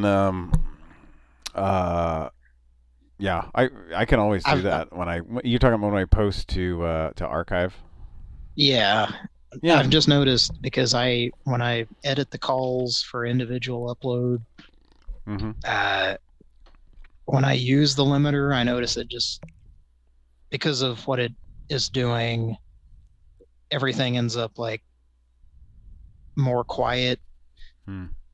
So if you don't raise it up, yeah. raise it back up, the overall volume, then it's because I listen on my phone with earbuds, and it's like right. Well, I'm not actually limiting almost all the way. I'm not limiting the actual final recording. I'm limiting the live broadcast. So if either of us like yell, it stops it. At -0.3 or whatever. Oh, okay. So it's not a retroactive edit. Right. No. It's a live. It's limiting in the live recording because it used to be if either of us like yelled, it like actually blared and people's ears hurt and stuff. So like I finally just put a limiter on it, on our audio going out on the actual broadcast, and that's what gets recorded as well. So, but if you're saying that it's quiet, well, the overall volume has been kind of quiet. It's not bad, but it's like I turn my volume up almost all the way, and then when I listen to other podcasts, it's way too loud because I've had to. Yeah, I can start boosting it. I usually don't. I put it directly into archive like it is, like we record it. Okay. But so you don't normalize it. No, because then I worry about things blaring or whatever. So. Well, that's the whole. I mean, it won't. Right. Well, or you could set it to. I don't negative.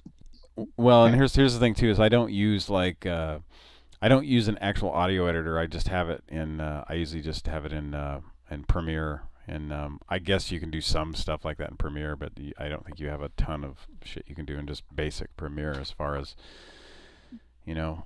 Is it not Pro? Yeah, it's Premiere Pro. So. Oh. I guess maybe I can do it. I just don't use it for that. I use it for video. I don't usually do a lot of you can. fancy audio shit in it. So I guess. Anyway, back to the show. I don't spend a lot of time editing. No, it's fine. It's not a problem. Okay. But if you're saying, but I've never. I don't want the reason I've never have... really done it. Well, the reason I've never done it is because I've never had a complaint. I've never heard anybody complain about it. But I don't listen to the podcast version of the show. So yeah, I mean, it's not a complaint. It's a concern. Mm-hmm. Because so I can mess with it. Sure. I'd like for the show to be. Yes, as good as it can be. Or as professional as it can be. Of course, not including this right now, where we're talking about this. It is, it's not very professional. But take it out of fun. Yeah. Yeah. So, okay. I might be a little high, folks. Well, that's not a bad thing, is it? It's been an amount of time since I have been like this on the show. Mm-hmm. I have a feeling. Yeah.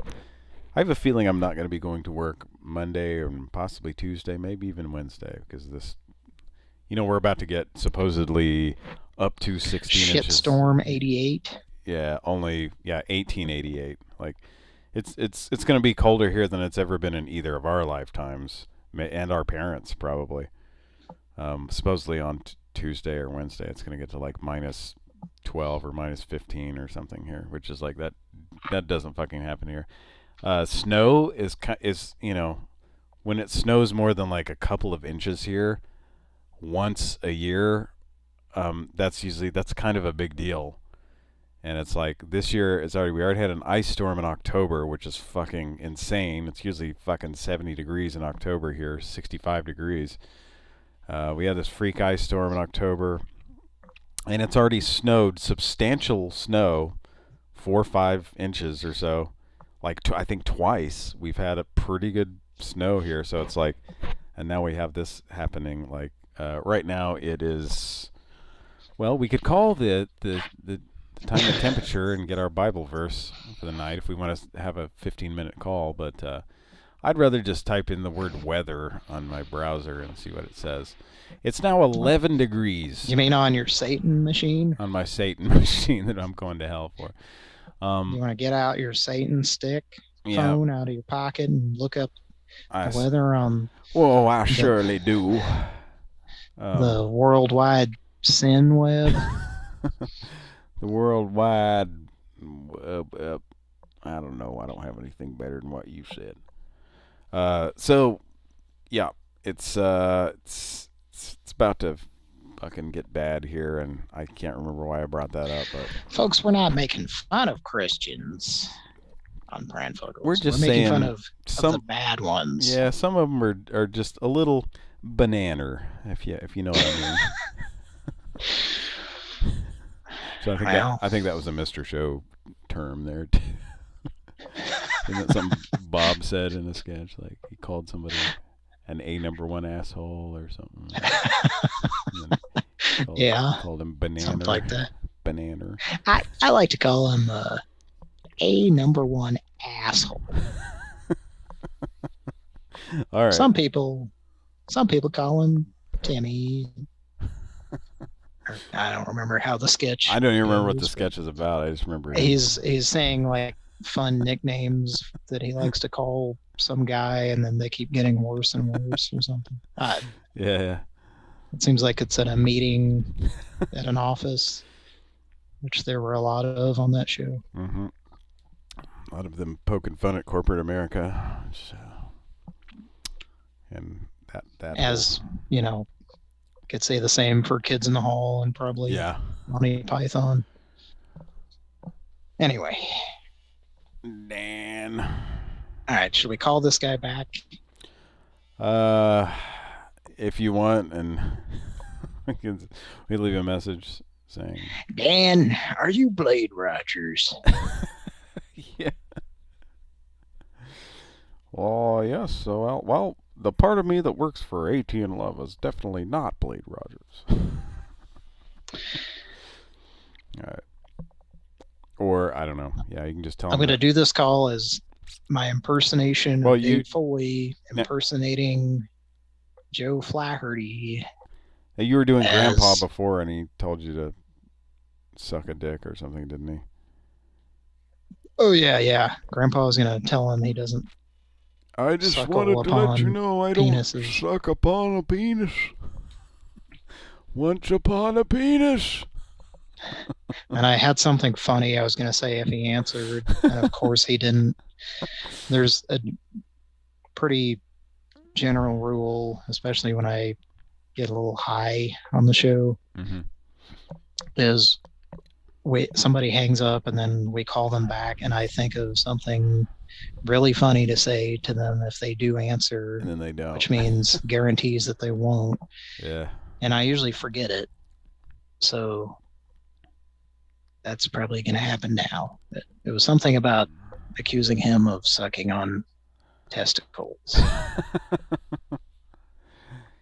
Sucking on big balls. I can't do that. Well, I gotta be quiet.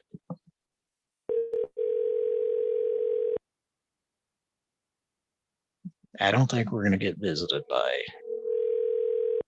any Australian ghosts tonight.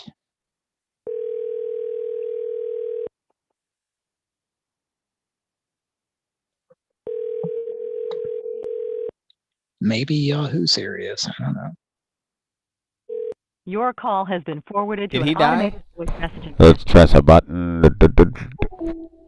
Oh, you hung up. Okay. I thought we were going to leave a message. That's okay. We can move on. What were you gonna say? Did Yahoo Serious die? Have we discussed this? I don't know. You said. Yeah, I was thinking he did. Did he? I don't. Well, let's consult the Pran Funkels chat. Or, yeah, let's see. Nope, he's still alive. He's 67 years old. Holy shit. Oh, you know what? I was thinking of Rick Mile. Oh, yeah. That would be, I totally get why you would make it. Yahoo Serious is the Australian Rick Mile, isn't he? Yeah, he was young Einstein, wasn't he? Yeah, young Einstein, and there's some other weird movie he did. Rick Mile was Drop Dead Fred, and it seems like those movies came out around the same time. Yep. And they both had a... Drop Dead Fred was after. It was like 1990 or 89 or 90, wasn't it? It was around the same time as Gremlins 2, because they both had Phoebe Cates. But I think Drop Dead Fred was later. It's like 90 or 99. I thought that was 93 or something. I thought both of them were 92 or 3. It's like 90 or 91. Anyway, maybe I saw Drop Dead Fred and I thought it was Yahoo Serious in it. That's probably what happened. So I get those guys mixed up. Yeah. And maybe some. I know we have some Australian listeners here. R.I.P. R.I.K. Yeah. Too bad. R.I.P. Rick from the Young Ones. He didn't. All right. It wasn't. It was a while back. Do we need to move on, or do you want to leave a message for the I don't know. Fuck. It's up to you. If you we've called him a bunch now, so I don't know. Up to you. Let's call him one more time and leave a message. It's Grandpa saying, I just want you to know, young man. Young Einstein was 88. I didn't realize that. Wow. The more I thought about it, the more it seemed like late 80s. Call Harvey. Good day. Yes, I guess. Hello? Hi, I was speaking to a gentleman. You got the wrong number. A gentleman called my phone, and I'm calling him back now. Why'd you call? An individual accused me of sucking on penises, and I didn't appreciate it. Hey, What? you do suck dick, motherfucker. I won't call my phone no more. I'm not a penis mother. Totally worth it. I call him back. He got his toothless whore to answer. We've achieved the toothless horror bonus stage on Pran Funkels. Hello. Welcome to Toothless Horror. That noise is some of her teeth falling out. It's like that. Those hands that are throwing those ninja stars. Those aren't stars. That's the toothless horror's teeth throwing at those ninjas. Yep. All right. Well, the beaver is definitely clapping along off beat. Yeah, we've confirmed this. Do you have that ready to go at some point? I could look it up here. I can get it ready to go. I mean, not right now, but if you could just get that queued up. Sure. I can do that for you. That guy, you should probably just put on a list to call back or something. I don't know. What do you call back, dick, motherfucker? What do you say? All right, let's go. Let's move on to number 7 in the list. This is an insurance scammer, it seems. Do you want to do this one? Me? No, not really. As the Be unavailable. Oh. Press any key to speak to another agent or stay on the line to leave a voicemail after the beep. Thank you. Thank you for calling. All of our agents are currently assisting other customers with an average wait time of less than 90 seconds. Please remain on the line, and a representative will be with you shortly. So where did this come from? I think it was a... Oh, that was something Justin got or something. Somebody did.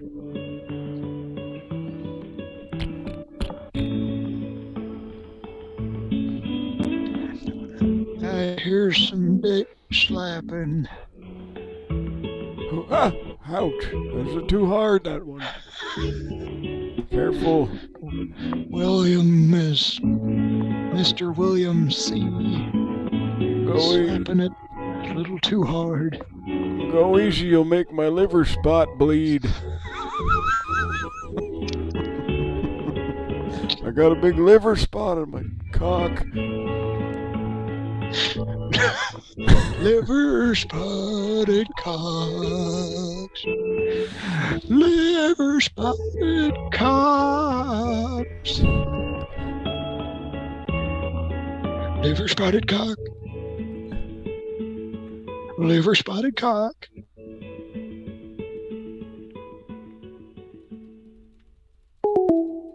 Okay.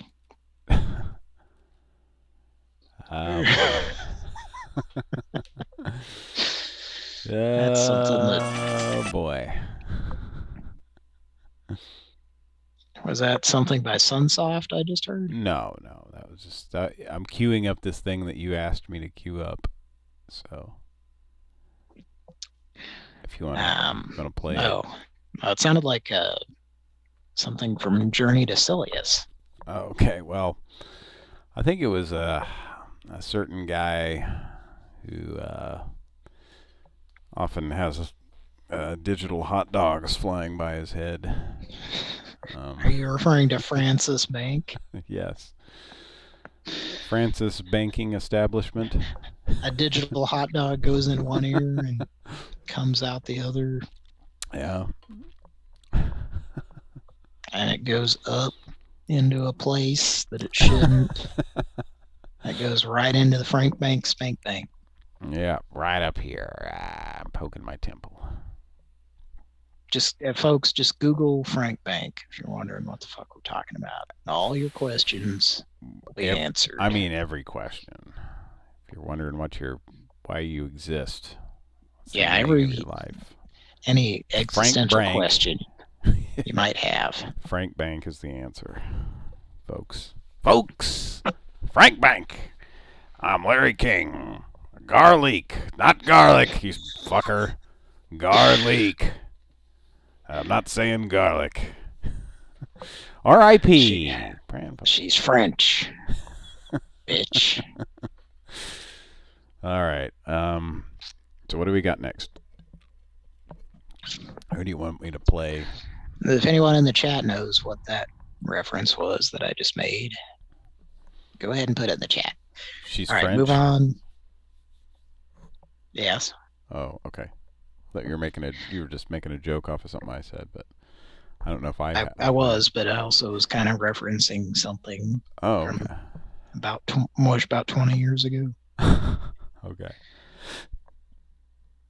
All right. Number 8 in the list. I assume we don't want to. Let's move on. Number 8. This is a certain attorney who kindly asked. Actually, I want to. This kind of requires that I cue something up here real quick. Okay, we can do that. And while we're waiting, let's take a look at the illustrious career of Mr. Yahoo Serious. Well, you see, after being expelled from art school, Serious co-wrote, co-produced, edited, and directed at age 21 his first film, Cold Town, with the assistance of the Australian Film Institute. Released in 1977, Cold Town. Yeah, it's crazy. I was like, this guy's 67 years old? The fuck? I didn't realize he was that old. Because when he did Young Einstein, he looked like some 20-year-old kid or something. I don't know. And he was actually 35? He was 35 when he did Young Einstein? Wow, okay, or 34. Crazy, man! Oh, well. Okay, so you got whatever it is you need? Yes. Can you hear me? Uh-huh. Okay. Yeah. Oh, okay. Oh, so why is Yahoo Serious not making movies anymore? What happened? What happened? Well, I mean, I can officially rule out that he's dead, being the reason. Yeah, no, I told you he's not dead. Listen to this. In August of 2000, Yahoo Serious tried to sue the search engine Yahoo for trademark infringement. Oh, boy. That's that doesn't make me smile. I mean, it does, but not in a good way. Yeah. So here's another thing. Recent news. It's like Rowan Atkinson tried to sue the Goya company for putting out cans of beans. Beans, which they were dubbing male beans. All right. They were dubbing copies off on their Sanyo double cassette player radio. All right. With the radio on it. Attached to it, if you can imagine that. Had a record player adjacent to it. Kind of scotch tapes to it. And keeping in fashion with our sad news of people being dead and shit tonight, in July of 2020, Sirius was evicted from his Sydney rental property in order to pay $15,000 in rent arrears to the landlords. Sirius stated that he was unable to pay due to the impacts of COVID-19, but was unable to substantiate this claim. Okay. Wow. That was recent news on. That's what he's up to these days. So okay, no, enough talk about Yahoo. I'm gonna venture a guess that he might be making some poor decisions for the last. I think you might be decade right. or 3. Yeah, I think you might be right. And poor decisions going right up his nose. Yeah. And I hope that he Well, we love him a lot. We'd like to fancy him. Hope he steers the ship in the right direction. Yep, right. Coming up next, we're going to call the please refrain from the process of urination upon my lower extremity attorney. And if you're confused by that description of him, let's listen to an actual television commercial. An actual now, folks, this is an actual commercial. Now, go ahead. That was my shitty Jay Leno impression. You done stepped on it. All right. Sorry. All right. Here we go.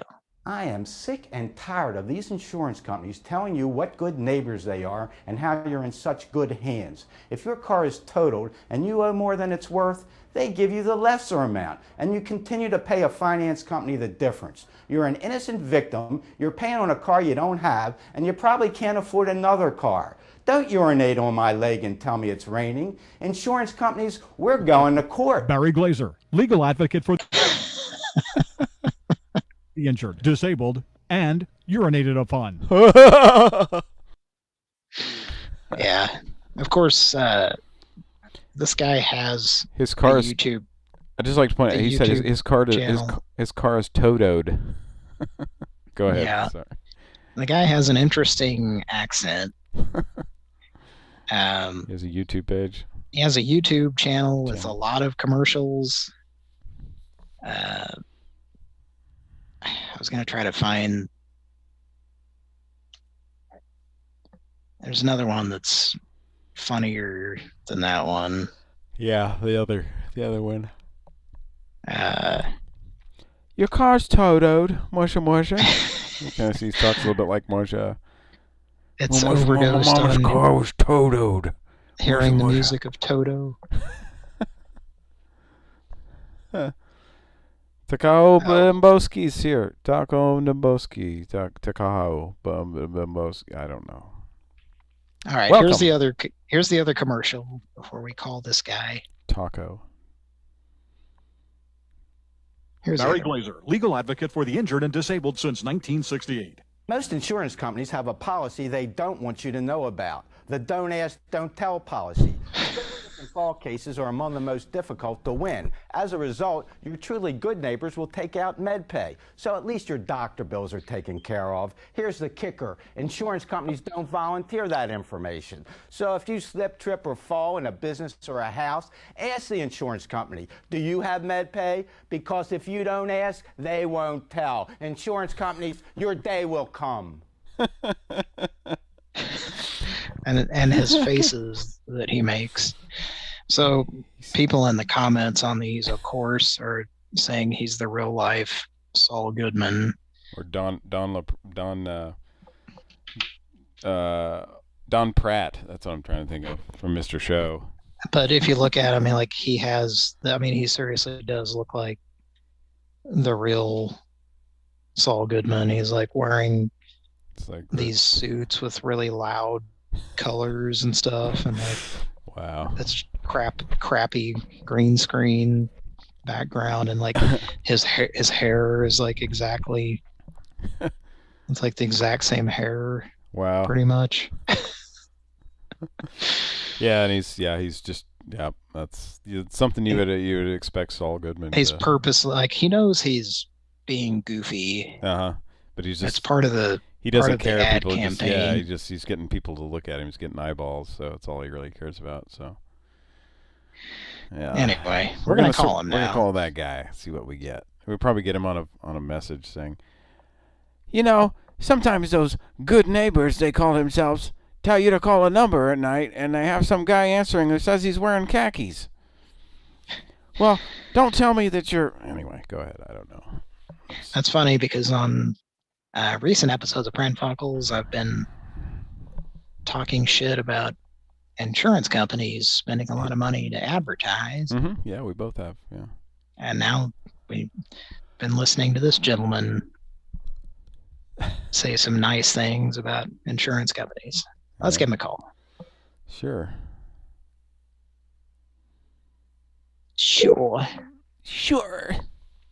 Reached us after hours, or I'm not at my desk at the present time. That's him. If this is an emergency or a new case, please press 1.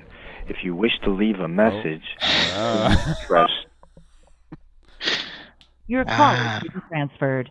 Please hold.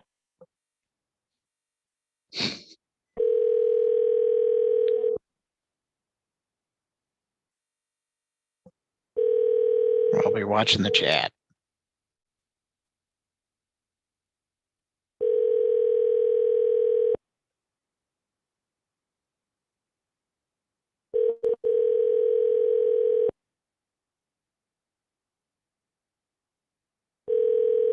Have reached mailbox of 443.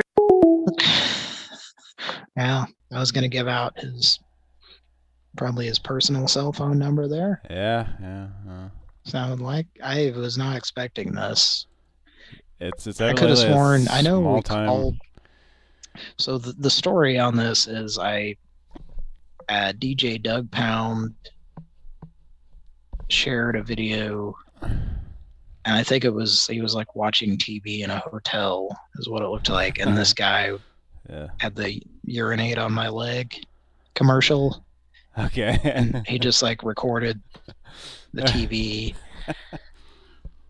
Or maybe I don't know. Maybe he was playing it off YouTube, but maybe I made assumptions. But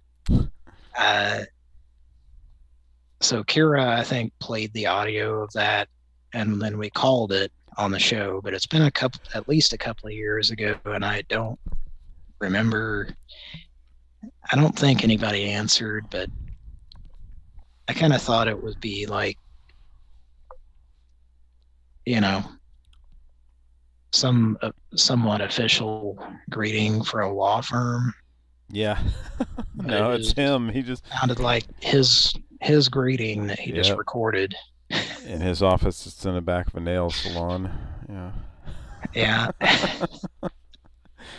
I'm not at my desk. It's like he's really up in your face, like it's. Yeah, he's more subdued. Yeah, he's got a mic up by his mouth as opposed to across a room in his commercial there. So yeah, maybe that long-haired sound guy needs to do a better job, or that dumb asshole holding the camera. Yep. Oh boy. Or Janice. Janice? Yep. Anybody following what we're talking about on Pran Funkels? Oh, if you're a fan of Better Call Saul, maybe. All right. Let's make another call. BB says, I'm not at my desk right now. I'm most likely in the John urinating on a gentleman's leg at the moment. Or I'm not at my desk at the present time. If this is an emergency or a new case, please press 1. If you wish to leave a message, salad in his mouth. Please press 2. It's got potato salad. Your call is being transferred. Egg salad. Please hold. A what? Egg? Egg salad.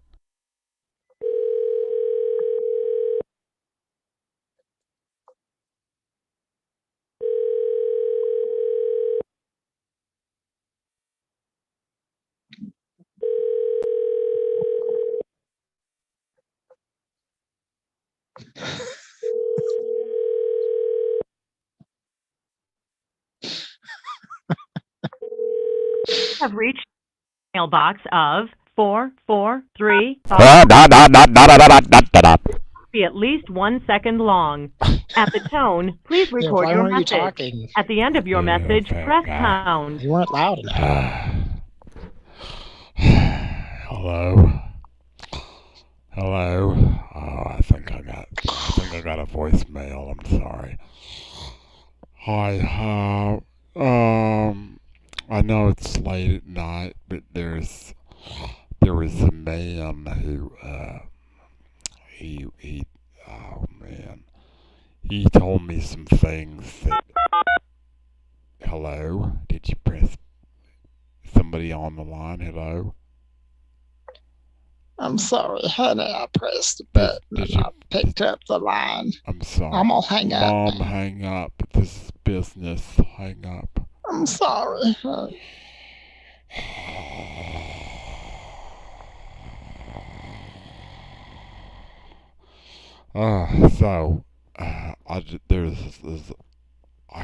where was I?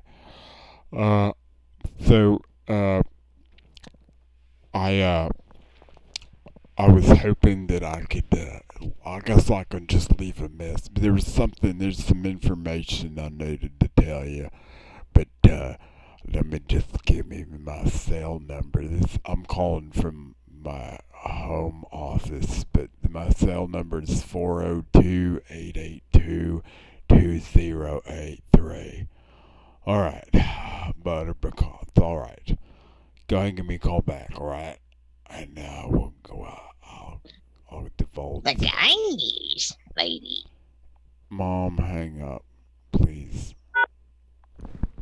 Message sent. Thank you for calling. Goodbye. Let's see how long it takes to register. It hung up.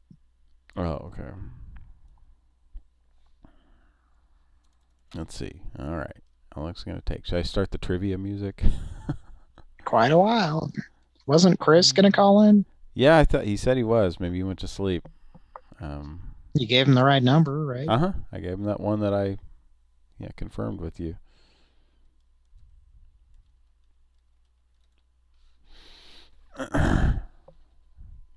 All right. Well, it's still on the line, so I'm hanging up now. Oh, there Maybe it goes. Barry was I just heard I just hung up. Like it was still going. Are you serious? Yeah, that was really weird. Like obviously the voicemail was done. It sent the message, yeah. But it was staying connected that whole time. It's probably just taking a long time to hang up. That was a really long time. Well, and usually when it is like farting around like that, then it would kind of be frozen up where I couldn't just end the call. So interesting. Maybe Barry has a decoy voicemail system where he's actually sitting there heavily breathing and having his front teeth extend. Well, I heard all that dialing, and that was you doing the dialing there, because I thought maybe he was picking up and listening or something. That's the other weird thing about it is I thought I was typing in the Skype, or we're definitely not using Skype. It's been about 4 years since we used Skype, I think. Zoom chat. Yeah. And I started typing, and it was like pressing buttons because I was in the dialing window accidentally. Oh, okay. And so it pressed a bunch of buttons, but didn't seem to phase the voicemail system. Yeah. Which is another red flag. But then when I pressed pound, when it was obvious we were done, it said, "Thank you," or whatever. Yeah. It didn't let us play it back. It was like, your message sent. So, all right. So I think Barry was using a soundboard of his own to make it sound like a voicemail system picked up and was recording a message, but it wasn't. He was sitting there breathing heavily and getting excited the whole time. I was breathing heavily. That was me. I was breathing Highway to Heaven into my DVD player. I was seeing how many breaths it would take to get the disc to enter. To fog up? No. Okay. No, you know how you have to nudge it to get it to go in? Yeah. I was seeing how hard I would have to breathe to get it. I was on a highway to heaving because I ate too much. I didn't think that was possible. Well, someone else is on a certain highway. Oh, a certain ghost of a certain Australian who is not going to appear tonight because he's a little bit. Now, which direction are you headed on this highway?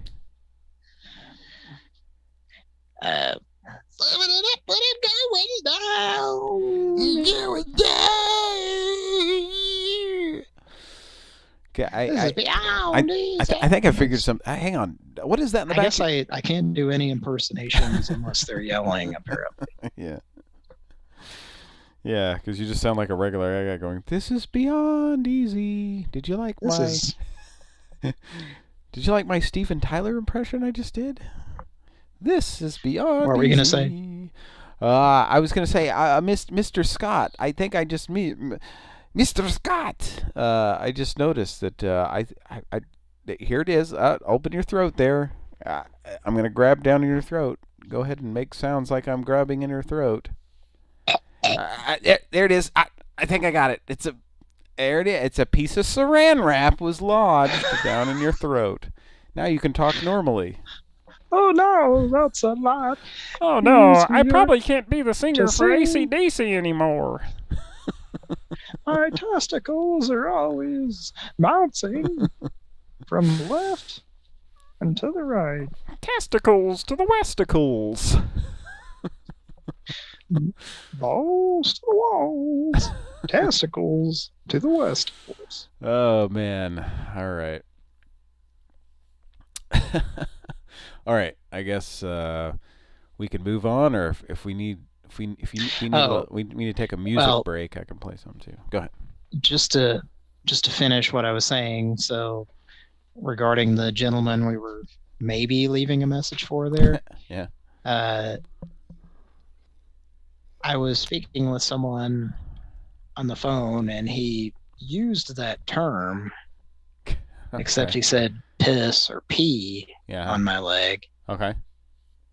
And I asked him if he was referencing that particular attorney, and he said no, he was referencing Judge Judy. And apparently that's like a thing that she says. Okay. So Somebody said that to you? Some person said that to you? Well, on a phone call in a. Okay, a prank call. Okay, got you. Just a friend of ours I was talking to. Okay. So the question is, did Judge Judy steal that from this attorney, or vice versa? I would say that's probably some phrase that's been around for a long time in some form or another. that shithead attorneys have said. Yes, or just just decades. Shitheads in general for centuries have said, "Don't piss on my leg. Tell me it's raining." It seems like a quote that you wouldn't hear a lot, probably in New York City. Yeah, I'm guessing. Yeah. Yeah. Anyway, it's a little bit, and when I hear a phrase like that, I'm reminded of. Arlie Ermey's character from Full Metal Jacket is that character he played. That little character that was nothing like him in real life. That little skit he did in that funny little skit where he said, "You're shitting in my mouth and calling it a Sunday." So that funny little skit. So it's a little bit like that, pissing on. It's kind of absurd to think. Somebody it would be actually comical and pretty fucked up to see somebody actually walk up to somebody just pissing on their leg and be like, hey, it's raining, but not on your head, just on your leg and out my penis, not out of the sky. It's rain. Now just hang on a minute. I am experiencing a sensation that is very warm liquid on my ankles. Now, I you're find telling me this it's odd rain. We are standing outside. Now you're telling me it's rain, but it's not overcast at all. It's not. There's not a cloud in this. There's not a cloud in the sky. It is a very warm day, so any liquid that would come in potentially contact with fall from the sky on a day like this. My shins and my shins would be somewhere around the 98.6 degree area. Is that right? Incidentally, I can tell the exact temperature of any liquid that touches my shins. It's a talent of mine. They're very pasty white shins, in case you were wondering. Not a lot of hair on them. A little bit slick from wearing slacks all these years and socks pulled up to my knees. And linoleum socks, yes. Mesh linoleum socks. It keeps out the cheese smell from from my Tootsies. Oh boy. So we've examined that one. Now let's move on to another call? We can move on to another call, or we can move on to is there a band that wanted to play a song? Well, a band I think wants to play a song. Here we go. I'm gonna take a piss.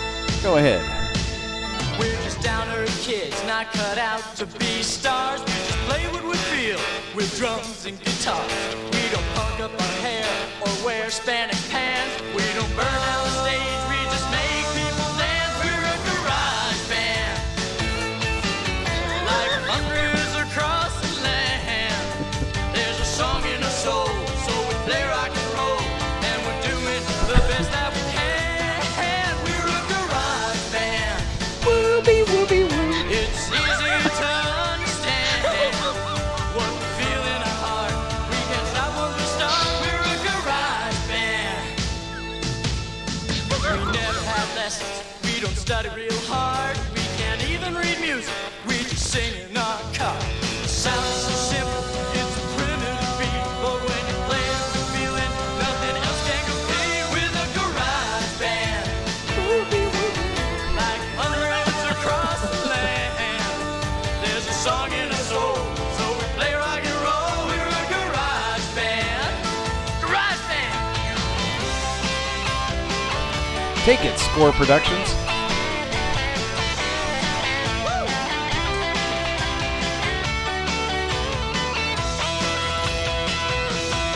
We're a garage band. Like hundreds across the land.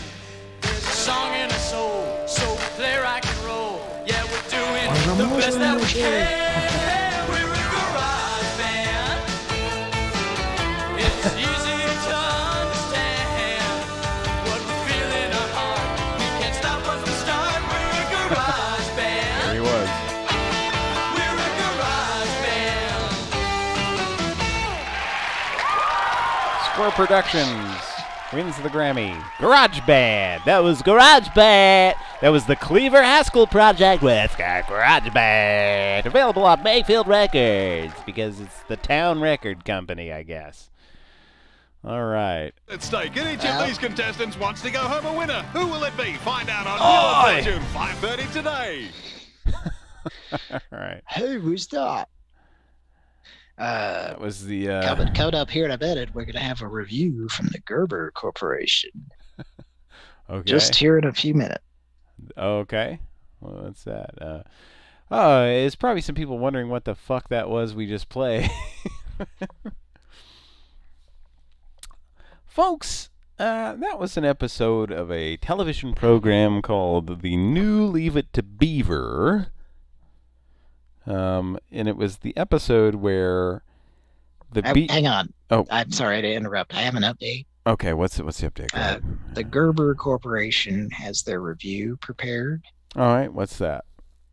And here it is. All right, let's listen.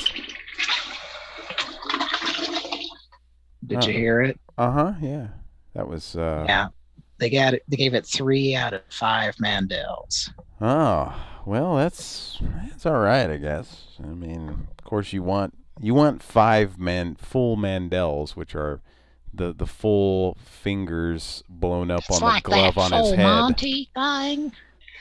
I'm really excited, but I'm not yelling. The full I gotta be quiet. The full Mandel is all 5 fingers blown up in the glove over his head. But there's a cardboard box over it, so that you can't see all the 5 penises sticking out of Howie Mandel's head in different directions. Yeah, I think you figured it out there. So that's the full Mandel. Is all 5 of them penises filling up.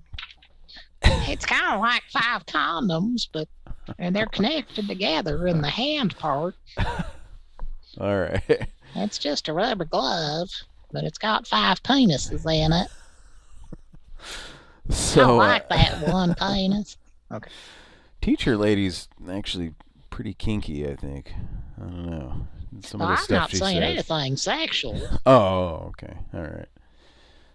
Some of that stuff, I don't know, lady. Teacher lady has a weird mental issue where she doesn't realize things are sexual when they are. Yeah. I like that, Austin Powers. That's with this nasally voice. I kind of sound like Creepster Jake tonight. All right. AKA Jittery Jake. I don't think it's the same guy. No, Creepster Jake was the guy who sounded like Mr. Slave, kind of like he just had that like he had some like nasal drainage. Yeah. Acid indigestion and heartburn with headache. Yeah. So the garage band song. Cold. Let's Child's Cold with a cough. Child's Cold. Child's Cold with a cough. Child's Cold with a cough. The show is the new Leave It to Beaver. It's no longer new. It's like a 30-some-year-old show now, but in it, if you haven't seen it, it's new to you.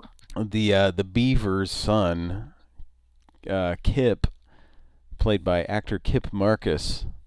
It's like the Beaver decided named after the one thing you're surprised that he ever got it of. Whoa, take a dog in the morning.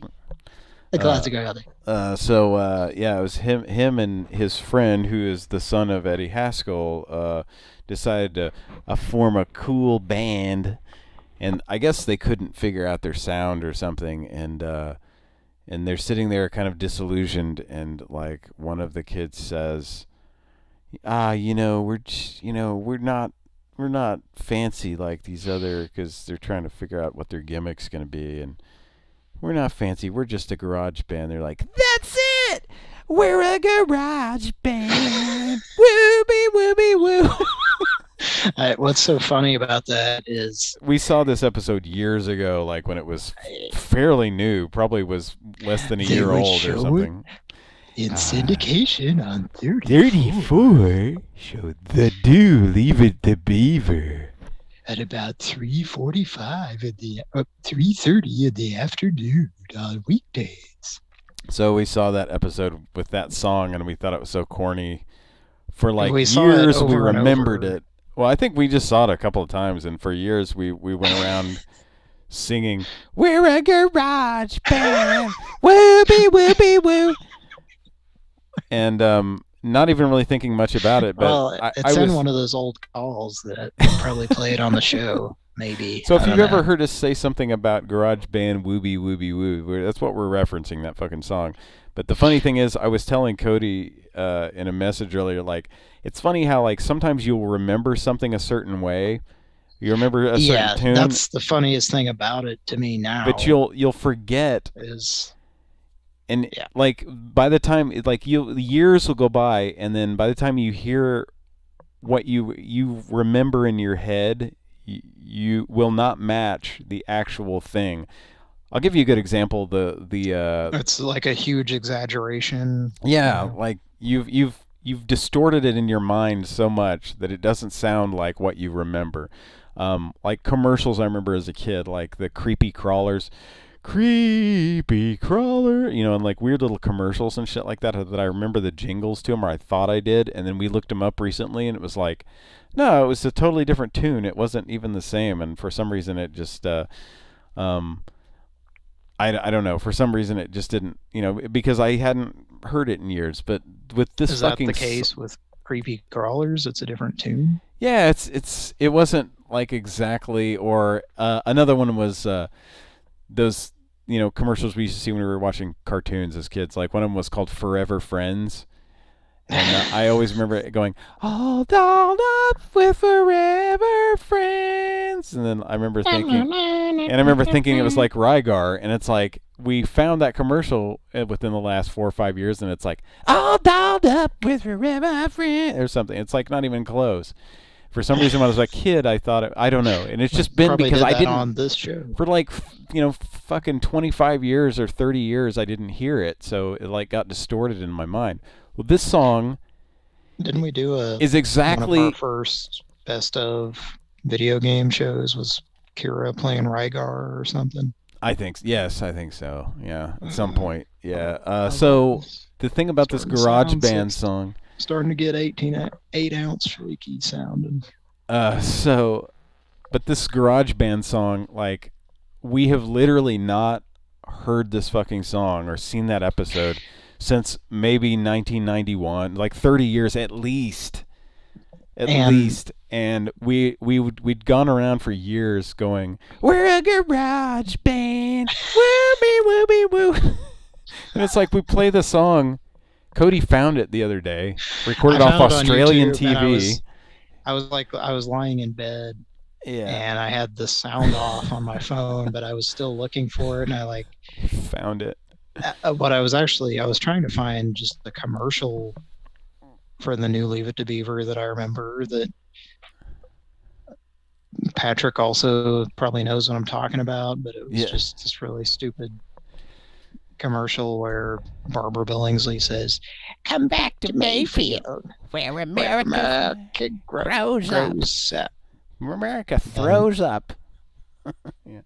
And the music is just really wacky. Oh, okay. And Eddie Haskell says, "What's this stuff about growing up?" And he's wearing those glasses with the eyeballs that spring out because he's 50 years old. Dude. Yeah. At the time, he's a crazy dude.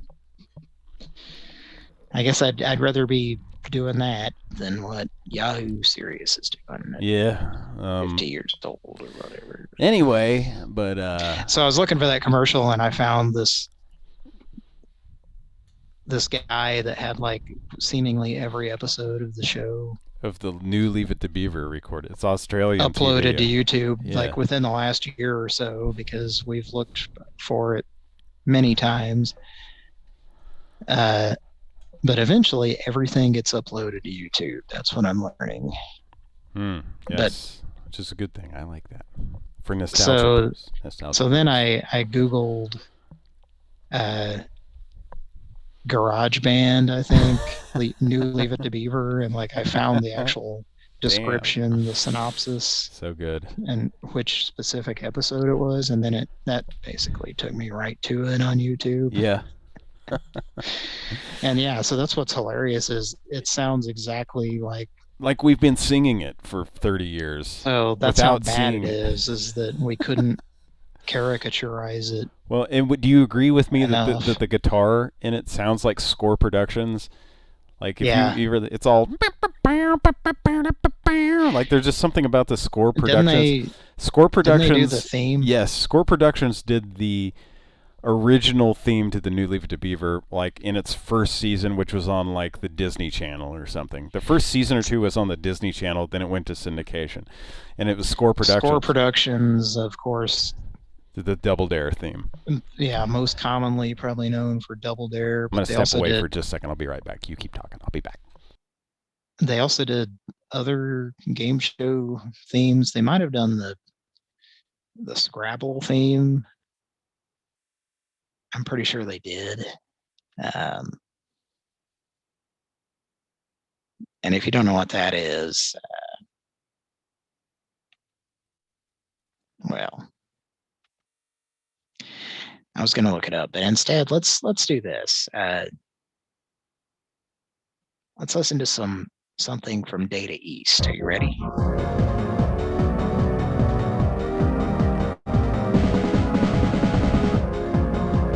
Yo, man, Data East Corporation. I know how good you are.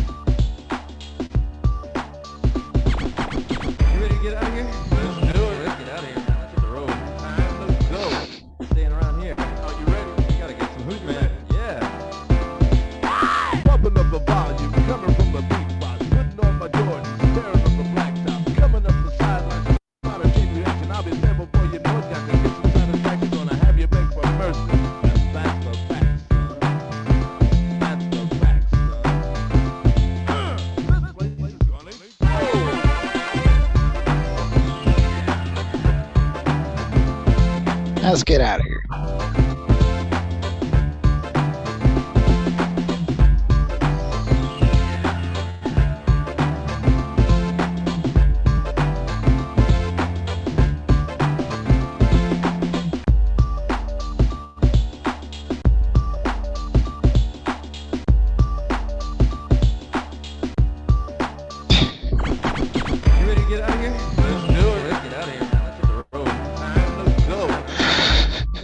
Let's get out of here. Let's hit the road.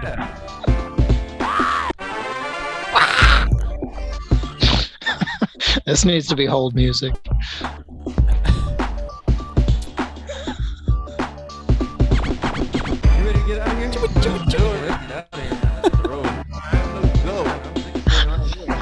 Just leave then. Why are you still hanging around singing about it, talking about it?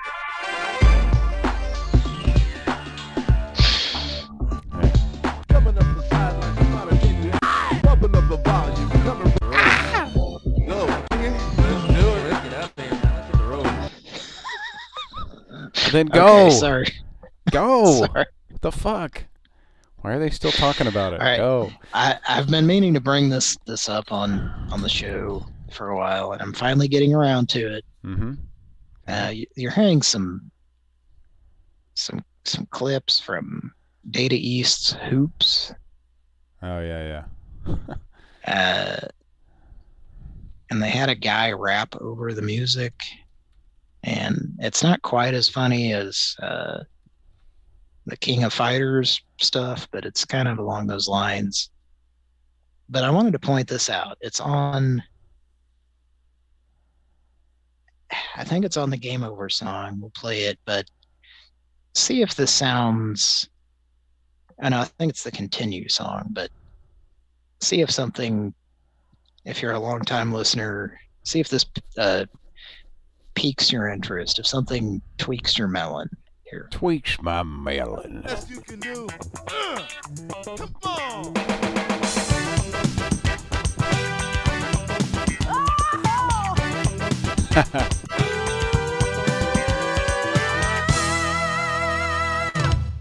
Yeah, that's the Pran Funkels house drum kit or something, right?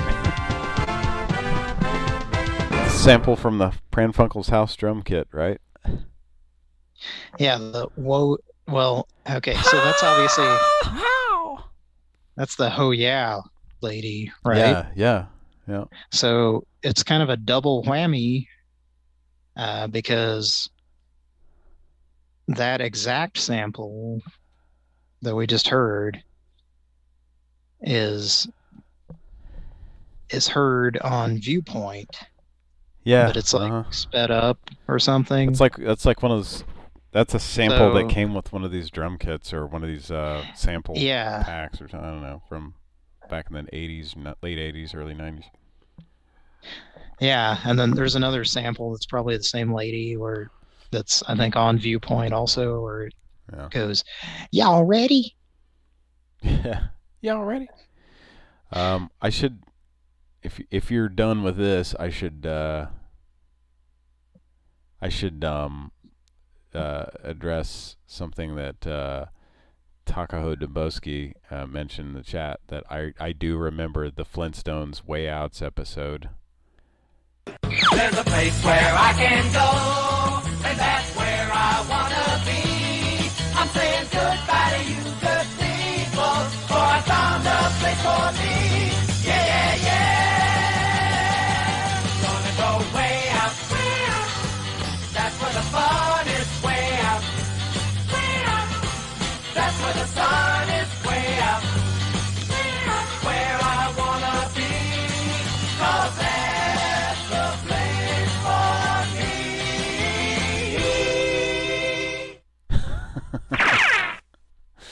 There you go. That was it, and I do remember that. The Flintstones Way Out episode. I do remember that, and that song gets played about 4 times during the episode. And it's basically, it was done in the late 50s or something, or early, whenever. When did Flintstones come on the air? It was 60s, I think. Yeah, early 60s or something, and I think that's them kind of poking fun. Like what's kind of weird about it is it's 4 guys they're the exact same animated guy, and they kind of look like a character that would be in Wrecking Crew. They look like a weird little, but their bodies are these 4 little round stone things, and when they jump, they separate. So it's like their bodies aren't connected from their heads to their feet, and of course they have bangs. Oh, so they have bangs that are down over their eyes. You can't even see their goddamn eyes. They don't have haircuts like astronauts. So anyway, yeah. Yeah. They kind of look like little purple pill dudes in Wrecking Crew, which I kind of want to play Wrecking Crew. Who wants to watch me play Wrecking Crew?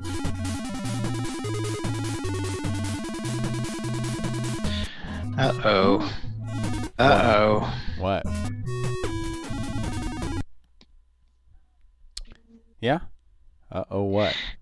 I think there's going to be a pending lawsuit by Michael McDonald against about his Nintendo of America? Hirokazu Tanaka, okay, aka Hip Tanaka, I think. Yeah. Did stuff in Metroid. Yeah, he was a Metroid programmer. Kid Icarus as well, I believe, and Zelda probably. Or if you're Charles, Kid Icarus, yeah. All right. Now, once again, let's let Michael hear this and see what he thinks. All right.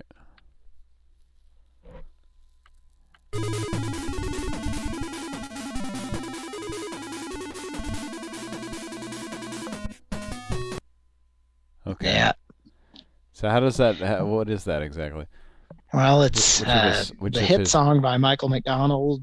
The title of the song, I believe, is What a Fool Believes. Is that which one is What a Fool Believes? Is that a different one? No, that's a different one. That's a different one. Then how does What a Fool Believes go? Well, that's called. I think that's called What a Fool Believes. Yeah. The song I'm talking about goes.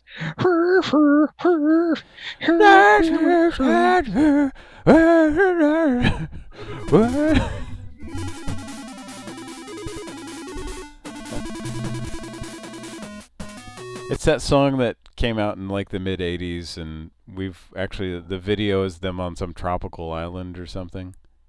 Yeah, Kira played it, the MIDI version, as an end theme in recent years. I can't think of what it's called though. Maybe our listeners know. I don't know. All right, well, let's get on with some calls. We got some time left to make some calls. Let's make some real motherfucking calls. Get back to that list.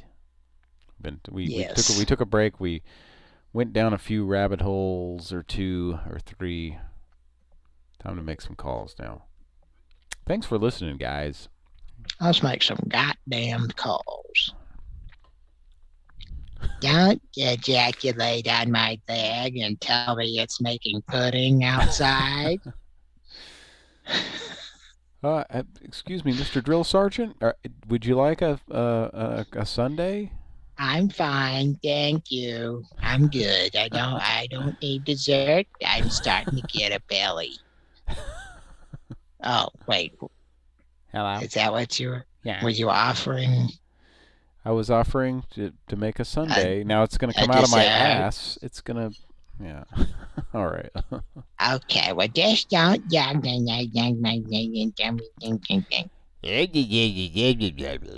has a very eggy voice. He's got some egg salad in his mouth while he's talking.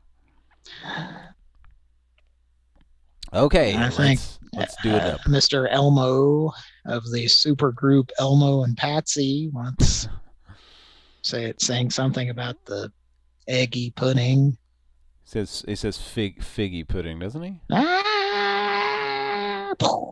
Figgy pudding, or whatever he said. Oh boy, that guy. All right, let's. We're not going to talk about Christmas. Take heed, bitch. All right, let's. Let's do a call. And press 1. If you're a woman, press 2. Oh, okay. What is this? A dating line? Press 1. All callers must be 18 years of age. If you are a minor, please hang up now. Listener discretion is advised. We do not pre-screen our callers and assume no liability if you meet someone through our service. If you're not on the local calling area, long-distance charges may apply. For your convenience, you can fast-forward through most prompts by pressing 9. By continuing on the chat line, you agree to our terms and conditions and privacy policy, which can be found at www.chatmember.com. Again, that's CHAT. Don't go to that website. We may send text messages which include special offers. Your carrier's message and data rates may apply. Oh, you may boy. opt out of all future I'm already worn out with this. Oh, this is just getting more time to jack off in anticipation. To continue on to the chat line, I'm press 1. I'm right there. I'm ready to Keep talking about how I might have to pay for something. All callers must be. Don't stop. Up now. Listener discretion. By the time I screen our callers start and to assume hear no a human voice, I'm going to be coming. If you're not on the local calling area, license charges may apply. For your convenience, you can fast forward through most prompts by pressing 9. This charges may apply. Continuing on the chat line, you agree to our terms and conditions and privacy policy, which can be found at www.chatmember.com. That's CHAT. Shut the fuck up, lady. Come on. .com. We may send text messages. God damn it. Is there a, okay. I think we're stuck in a loop here. All future text messages. This is like that episode of Star Trek: The Next Generation where they keep doing the same fucking casino thing over and over. Remember that one? It's a pretty good episode, but holy shit. They're just trolling.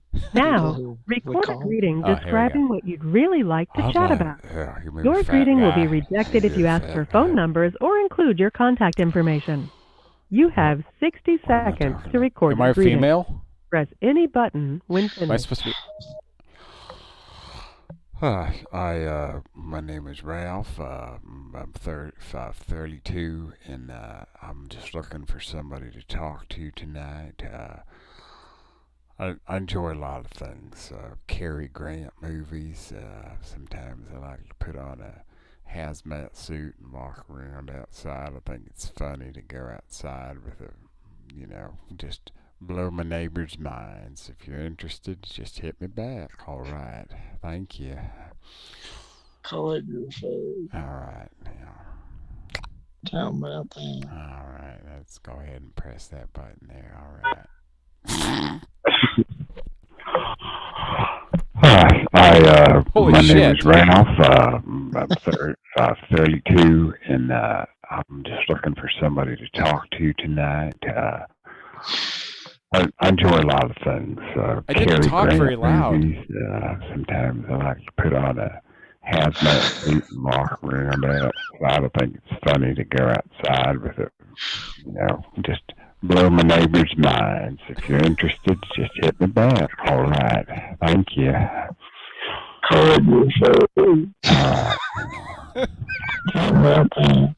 right. Let's go ahead and press that. To accept your greeting, press 1. I guess they're used to... Press 2. To re-record, press 3. To repeat these options, press 6. I guess they're like so used to just creeps To barely speaking into the phone. To repeat your greeting, press What 2. should I press? To re-record, press 3. 1? Yeah, just keep... we're not going to get anybody. Press 6. Might as well hang up Your on this. personal greeting has been recorded. You will be asked to record your first name, which will be used to identify you. Oh my God. Yeah, this is taking a bunch of time. Let's just hang up. Record your name. Press any button when finished. Ralph. Pucklesworth is his last name. Don't tell him my last To name. accept this recording, press 1. To repeat this recording, press 2. Your name has been recorded. Welcome to the main menu. Oh, Jesus. If you already have a chat line ID, press 1. Hang up. Just hang up. This sucks. Is this a Cinco product? I think it's a Cinco product. Now, press 4. I think this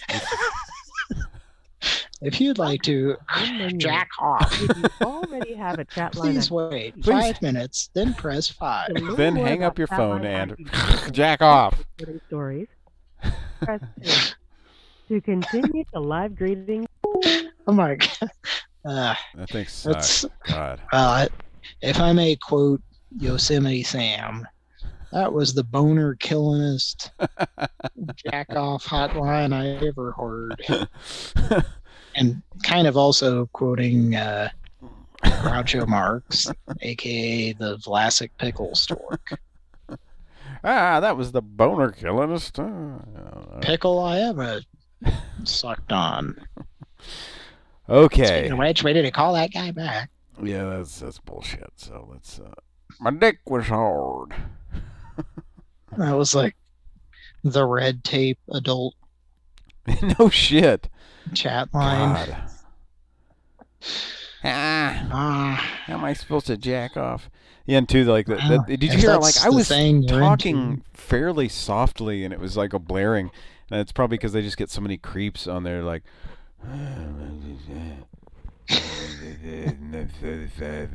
And so when it records them and plays it back, it sounds like a guy. 35, and I like to fart around. Hello, I'm a man.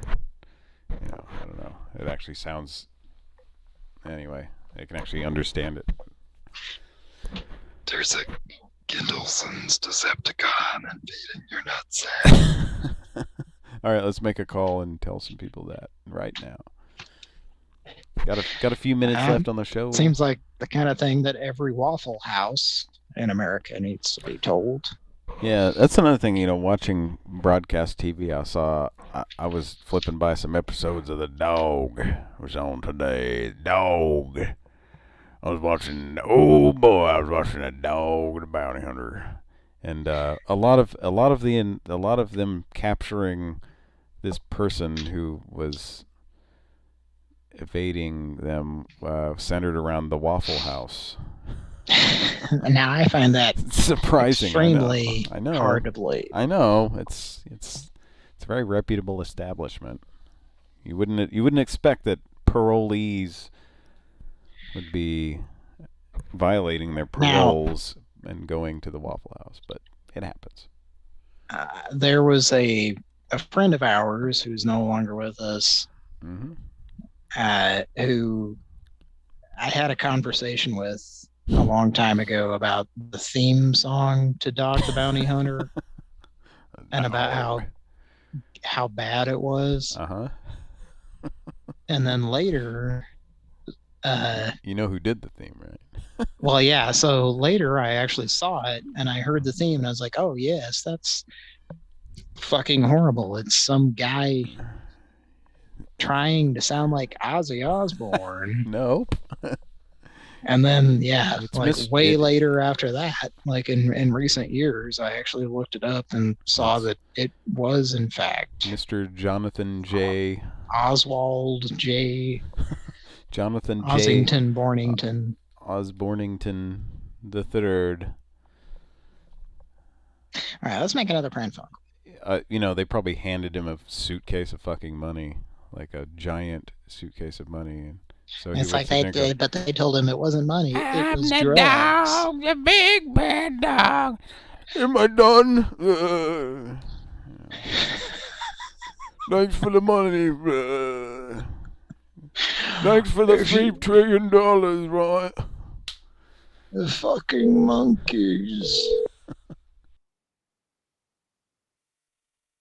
Welcome to America's hottest talk show. Oh. Guys, hot ladies. Guys, hot ladies with their hats. Hot ladies are calling John Martin plumbing. They're wanting the Petros cleaned out. Hot ladies. Hot ladies are looking for. Hot ladies are wanting hats put on. They're clean out valves from their sump pumps. Someone please put a hat over her vagina. It smells bad. It smells terrible. All right. Now, if you're in Scotland, we love you a lot. I know. Yes. If you're not, we hate you. Nah, just kidding. Yeah. We still all right. Oh wait, if you're in Ireland, I'm sorry. If you're in Scotland, you're offended that I thought Madden was a Scottish name and not Irish. Yeah, and vice versa. I'm too drunk to care. Is that right? I think I don't know. I don't know. Madden is Irish, right? I don't know. We can look it up. We got this thing. It seems like something that someone in our chat would know. Maybe, but I don't think anybody's still awake. I don't know. It's getting late. Now there's a couple of. There's a couple. The amount of people listening has not fluctuated much since we started. But let's make a Pran Funkel. Real quick before I have to go. Oh, we got some slow down shit. Okay. I'm hearing some Gendelsons, sir. It's okay. We got past that. All right. Let's call a number.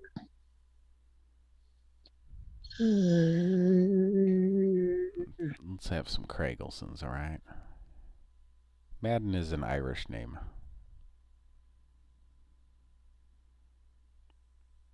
Welcome to America's you dialed the same number. Okay. Guys, hot ladies. Johan Reason is looking for. I'm looking for some hot ladies. I don't know how to do. You can do his voice. All right, let's move on in the list and call this number 11. Number 11. We made it 11 calls in. This might be a gentleman. Might be a guy we've talked to before. Might be an officer. Might be a gentleman. Might be Richard Gere.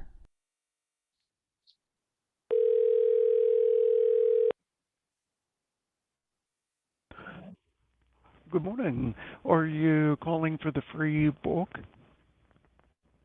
Yes. Have you or someone you know been diagnosed with mesothelioma?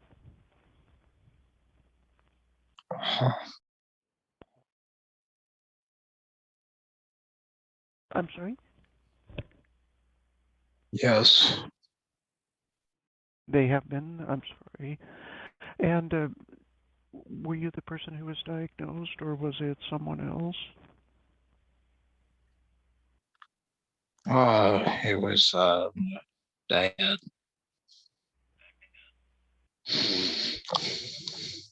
Did you say it was?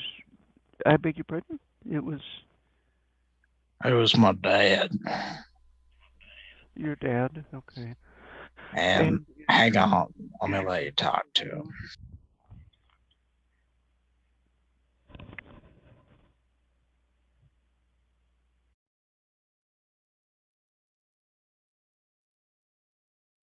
Hello?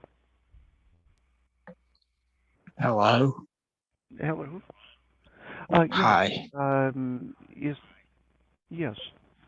And if I could take some information for the office then. Take your name, please. Oh, my name's Bernard.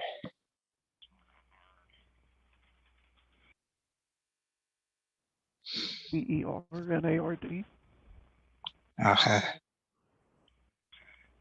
And what is your last name, please?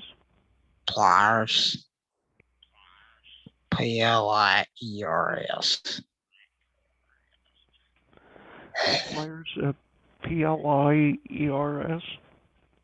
Pliers.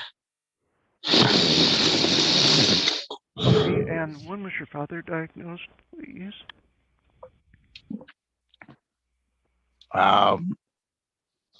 There's Radisson's Day, I believe. What year, please? Oh, last year. I mean, it wasn't. Last year, all right. Wasn't that long And ago. Did your father have a biopsy? Did your father have a biopsy? I think Paul. I think it was Paul, yes. Okay, so he did have a biopsy? Yeah. Giamatti, yes. And what type of medical treatment is he receiving, please, if any? Kipnali's garage band was one of the items that they prescribed.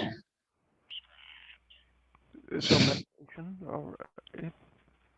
Yes, sir. And what address would you like your book sent to, please? 469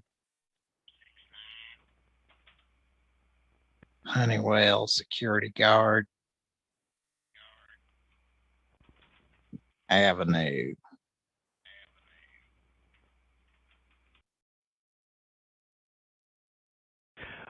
What city and state is that, please?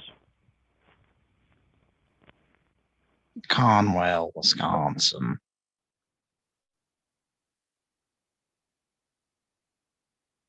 Oh, Orlson's, yes. WELL, Wisconsin? Yes. 469 Honeywell Security Guard Avenue. And what is the zip code, please? It's 89708. 89708, thank you. And the phone number that's coming up is 93130. Apple Butter Syndicate Corporations, and we want to eat a pecan in your nuts. Okay. That's how that call ended. He started reading off our phone number. It's the free bulk guy. Okay, so that was a different number. Oh, really? Yeah. He but just answers all of the mesothelioma. Well, I'm just saying, yeah. So you didn't expect that guy to answer, is what you're saying. Well, we knew it was a possibility, but it was a different number, so we thought maybe this is some other place, and it might not be him. And literally as soon as it stopped ringing and I heard like just a breath, I instantly knew it was him.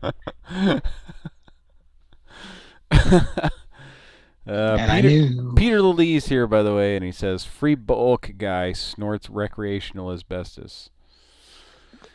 Oh, man, he loves it. The inside of his lungs are coated with it. That was crazy. I was like, there was one point where I was like about to laugh, and I knew that if he heard a single chuckle, he would know it was a prank. Yeah. I'm surprised we got as far as we did with him, actually. I sat. There was a point there you might have noticed where he says something guard shack way. That's like it was before he even read that back. I was trying not to laugh, so I was just silent for a really long time. Yeah, because I couldn't hit you fast enough, and then he started talking, and I muted and laughed. Yeah, it didn't come through at all. So we're down to the Pran Funkels bonus round. I think it's just what was the street? Something Guard Shack Way. It was like 469 Guard Shack Way in Conwell, Wisconsin, which isn't a real town, and the zip you gave him didn't match. Is it not? No, I was kind of trying to Google it as you were saying it, and I was putting Wisconsin zips, and they all start with 5, so I was like, well, this isn't going to match, and then that's when he started. I gave him a kind of a black and magenta and white zip code. It was 89019 or something. That was like just totally sounded fake, 98 something. Well, 98 something. Anything that starts with a 9's like it's West Coast, I think. So it's California. So anyway, old free book guy. He's just too tricky for us. He's too sneaky. Do area codes start lower on the East Coast and go higher? No, zip codes. Or zip codes, yeah. Zip codes they start lower on the East Coast, and then the farther you get to the West Coast, they get higher. So like Well, I did not know that. your zip Mr. code, Carson. Your zip codes on your East Coast are like, some of them start with 0, even zeros and ones and twos and shit like that. And then your West Coast zip codes are 8s and 9s. Like that, 9s mostly, like I think. People in Connecticut and Rhode Island. They're like 02400 or something like 2. That might prank call the guy that the calculate these nuts guy that we heard in the intro tonight. If you heard that call, folks, he was like, "Where are you from? Connecticut? Where are you from? What state are you in? You in Rhode Island?" Like he was pinpointing the accent. Okay. Yeah, that's really I mean, weird. it is interesting because the racist woodworker is from that region of the country. Yeah. Yeah. I mean, I don't know how much we want to say, but yeah. Well, he's pretty accurate, fairly accurate. Yeah, that's strange that he would. Yeah. Like he recognized the accent, and it's kind of a hick accent, but at the same time, he's from a certain region, the racist woodworker. Yeah. Well, very interesting. Very, very interesting. Very interesting. We will continue with the show here as long as we can. Well, coming up next, we got the egghead robot. This Number fucking 12 guy. Oh my god. in the list. The guy who sounds like Chota Boy from Orgasmo. This is him. You want to talk to him? Chota Boy. Talk to him as Joe. Chota Boy, it's me, Joe. Yes. I don't know. You're always making me want to. I don't know. I don't talk to people. We appreciate your call. Press 1 to be connected. I press 1 there.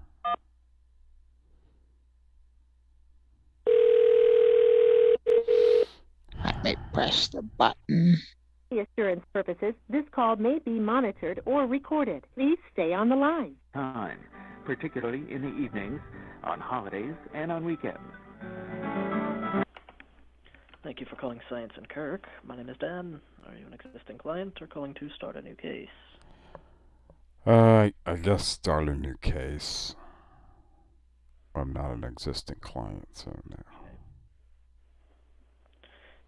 Well, let me gather your contact information. I will have someone give you a call tomorrow when our offices reopen. May I have your name? Can I ask you what areas of law did your firm cover? We have attorneys on our staff that handle almost every kind of case. You're calling in response to one of our talcum powder advertisements? Well, sort of. It's complicated. It's kind of hard to get into.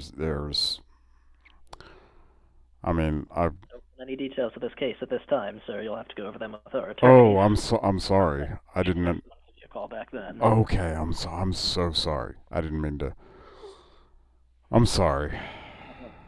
I know it's late at night, but it's a situation where I have somebody that's staying here, and if they found out that I was making this call, they might not be happy with me, so I can give you whatever information if you need what kind of information you need. May I have your first and last name, sir? It's Robert, and my last name is Conaker. That's Coneaker. E-A-K-E-R. What is your telephone number? It's 402-882-2083. And 402-822-2083. Yeah. Yeah. Just take like.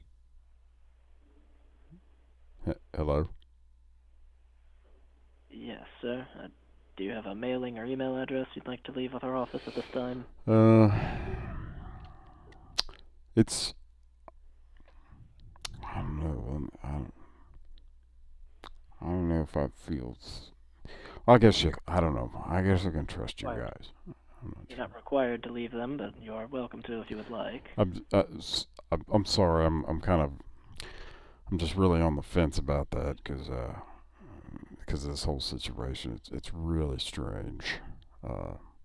It's plastic spoon involved. So Required that you leave that information at this time. it's not required. Did you say? It is not. Okay.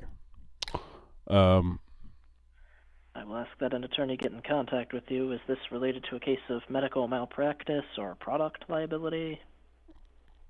Well, like I said, it's very complicated, and that's kind of why I was asking you if.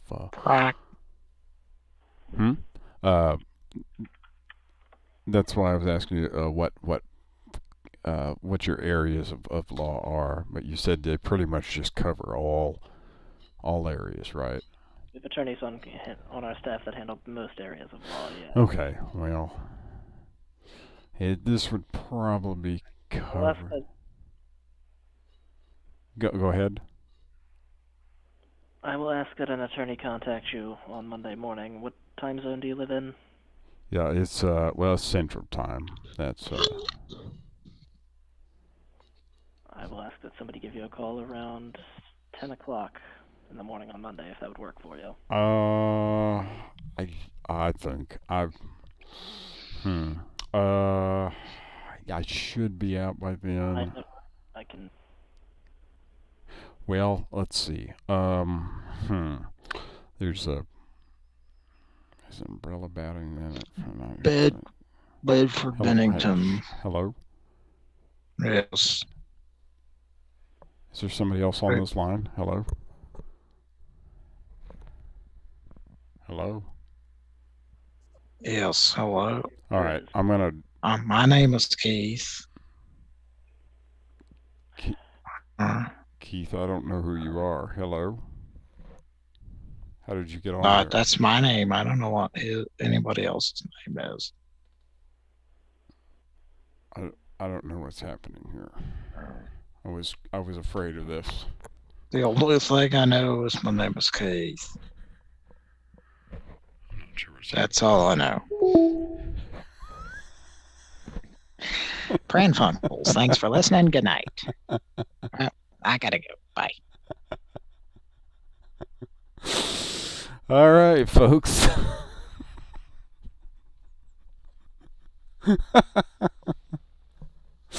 Oh man, that was Chota Boy there from Orgasmo. If you've ever seen the movie Orgasmo, it's a movie made by the creators of South Park, and I think they made it before South Park was a thing, or slightly before, or maybe while it was being developed. I don't know, but then then they released it like a year after South Park came out. But oh boy, yeah. That was interesting. I liked confusing that guy.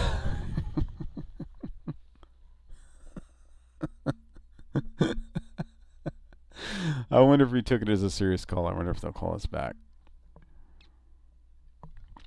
Okay, well, it's been fun, folks. I've been sitting here drinking my beer and having a good time, and getting silly with you guys. It's always fun. It's always, this pandemic sucks, and I won't say that I've been doing nothing, absolutely nothing socially. Well, there goes Cody, both of his accounts. But, of course, with this pandemic, it's been pretty, just been like everybody, like most people, I think, just very limited. I'm not just going out and doing shit as if nothing's going on. But at the same time, it's not like I'm, staying home and not seeing any of my family or anything like that. I mean, I've been pretty careful. I haven't got the COVID yet, as far as I know, so that's a good thing. But anyway, I was going to say in this pandemic, it's just been, it's kind of nice to be able to just come on here and hang out with Cody and Justin and whoever else is on here, and just just shoot the shit, and they, call some people and just give them a hard time for a minute or two and let them go. We're not out to really, hurt anybody's feelings here or anything like that. We're just doing Pran Funkels. And we're so glad that you tune in and you support us. And if you'd like to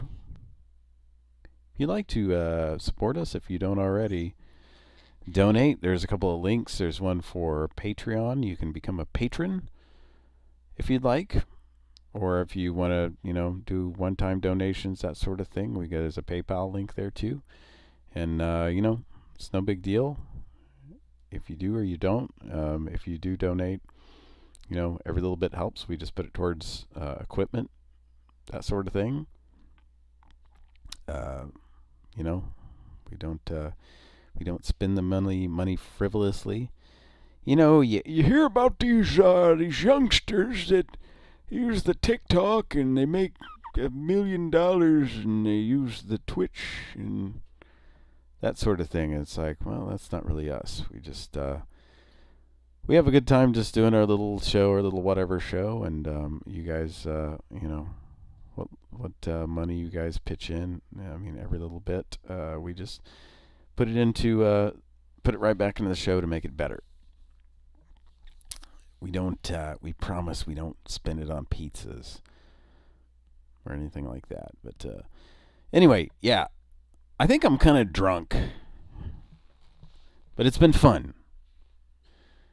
And I like to hang out here and say hi and appreciate you guys a lot.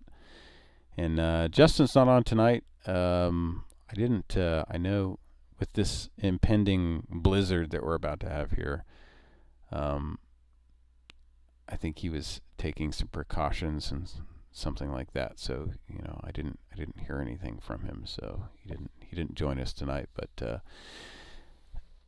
think folks like us, we like doing the show as much as you like listening to it, and we really appreciate your support. That's what I'm trying to say here. And that took me 3.5 minutes to say, or however long it took there. So, all right, that's the show, and I hope you enjoyed it. And as we like to say on here, at the end of every show, we love you a lot, and we'd like to fancy you. And from all of us here at Pran Funkels, myself, Cody, Mike, who didn't join us tonight because he's a bastard. Nah, he probably went to sleep. Kira for giving us the numbers and stuff to call. From all of us here at Pran Funkels, good night.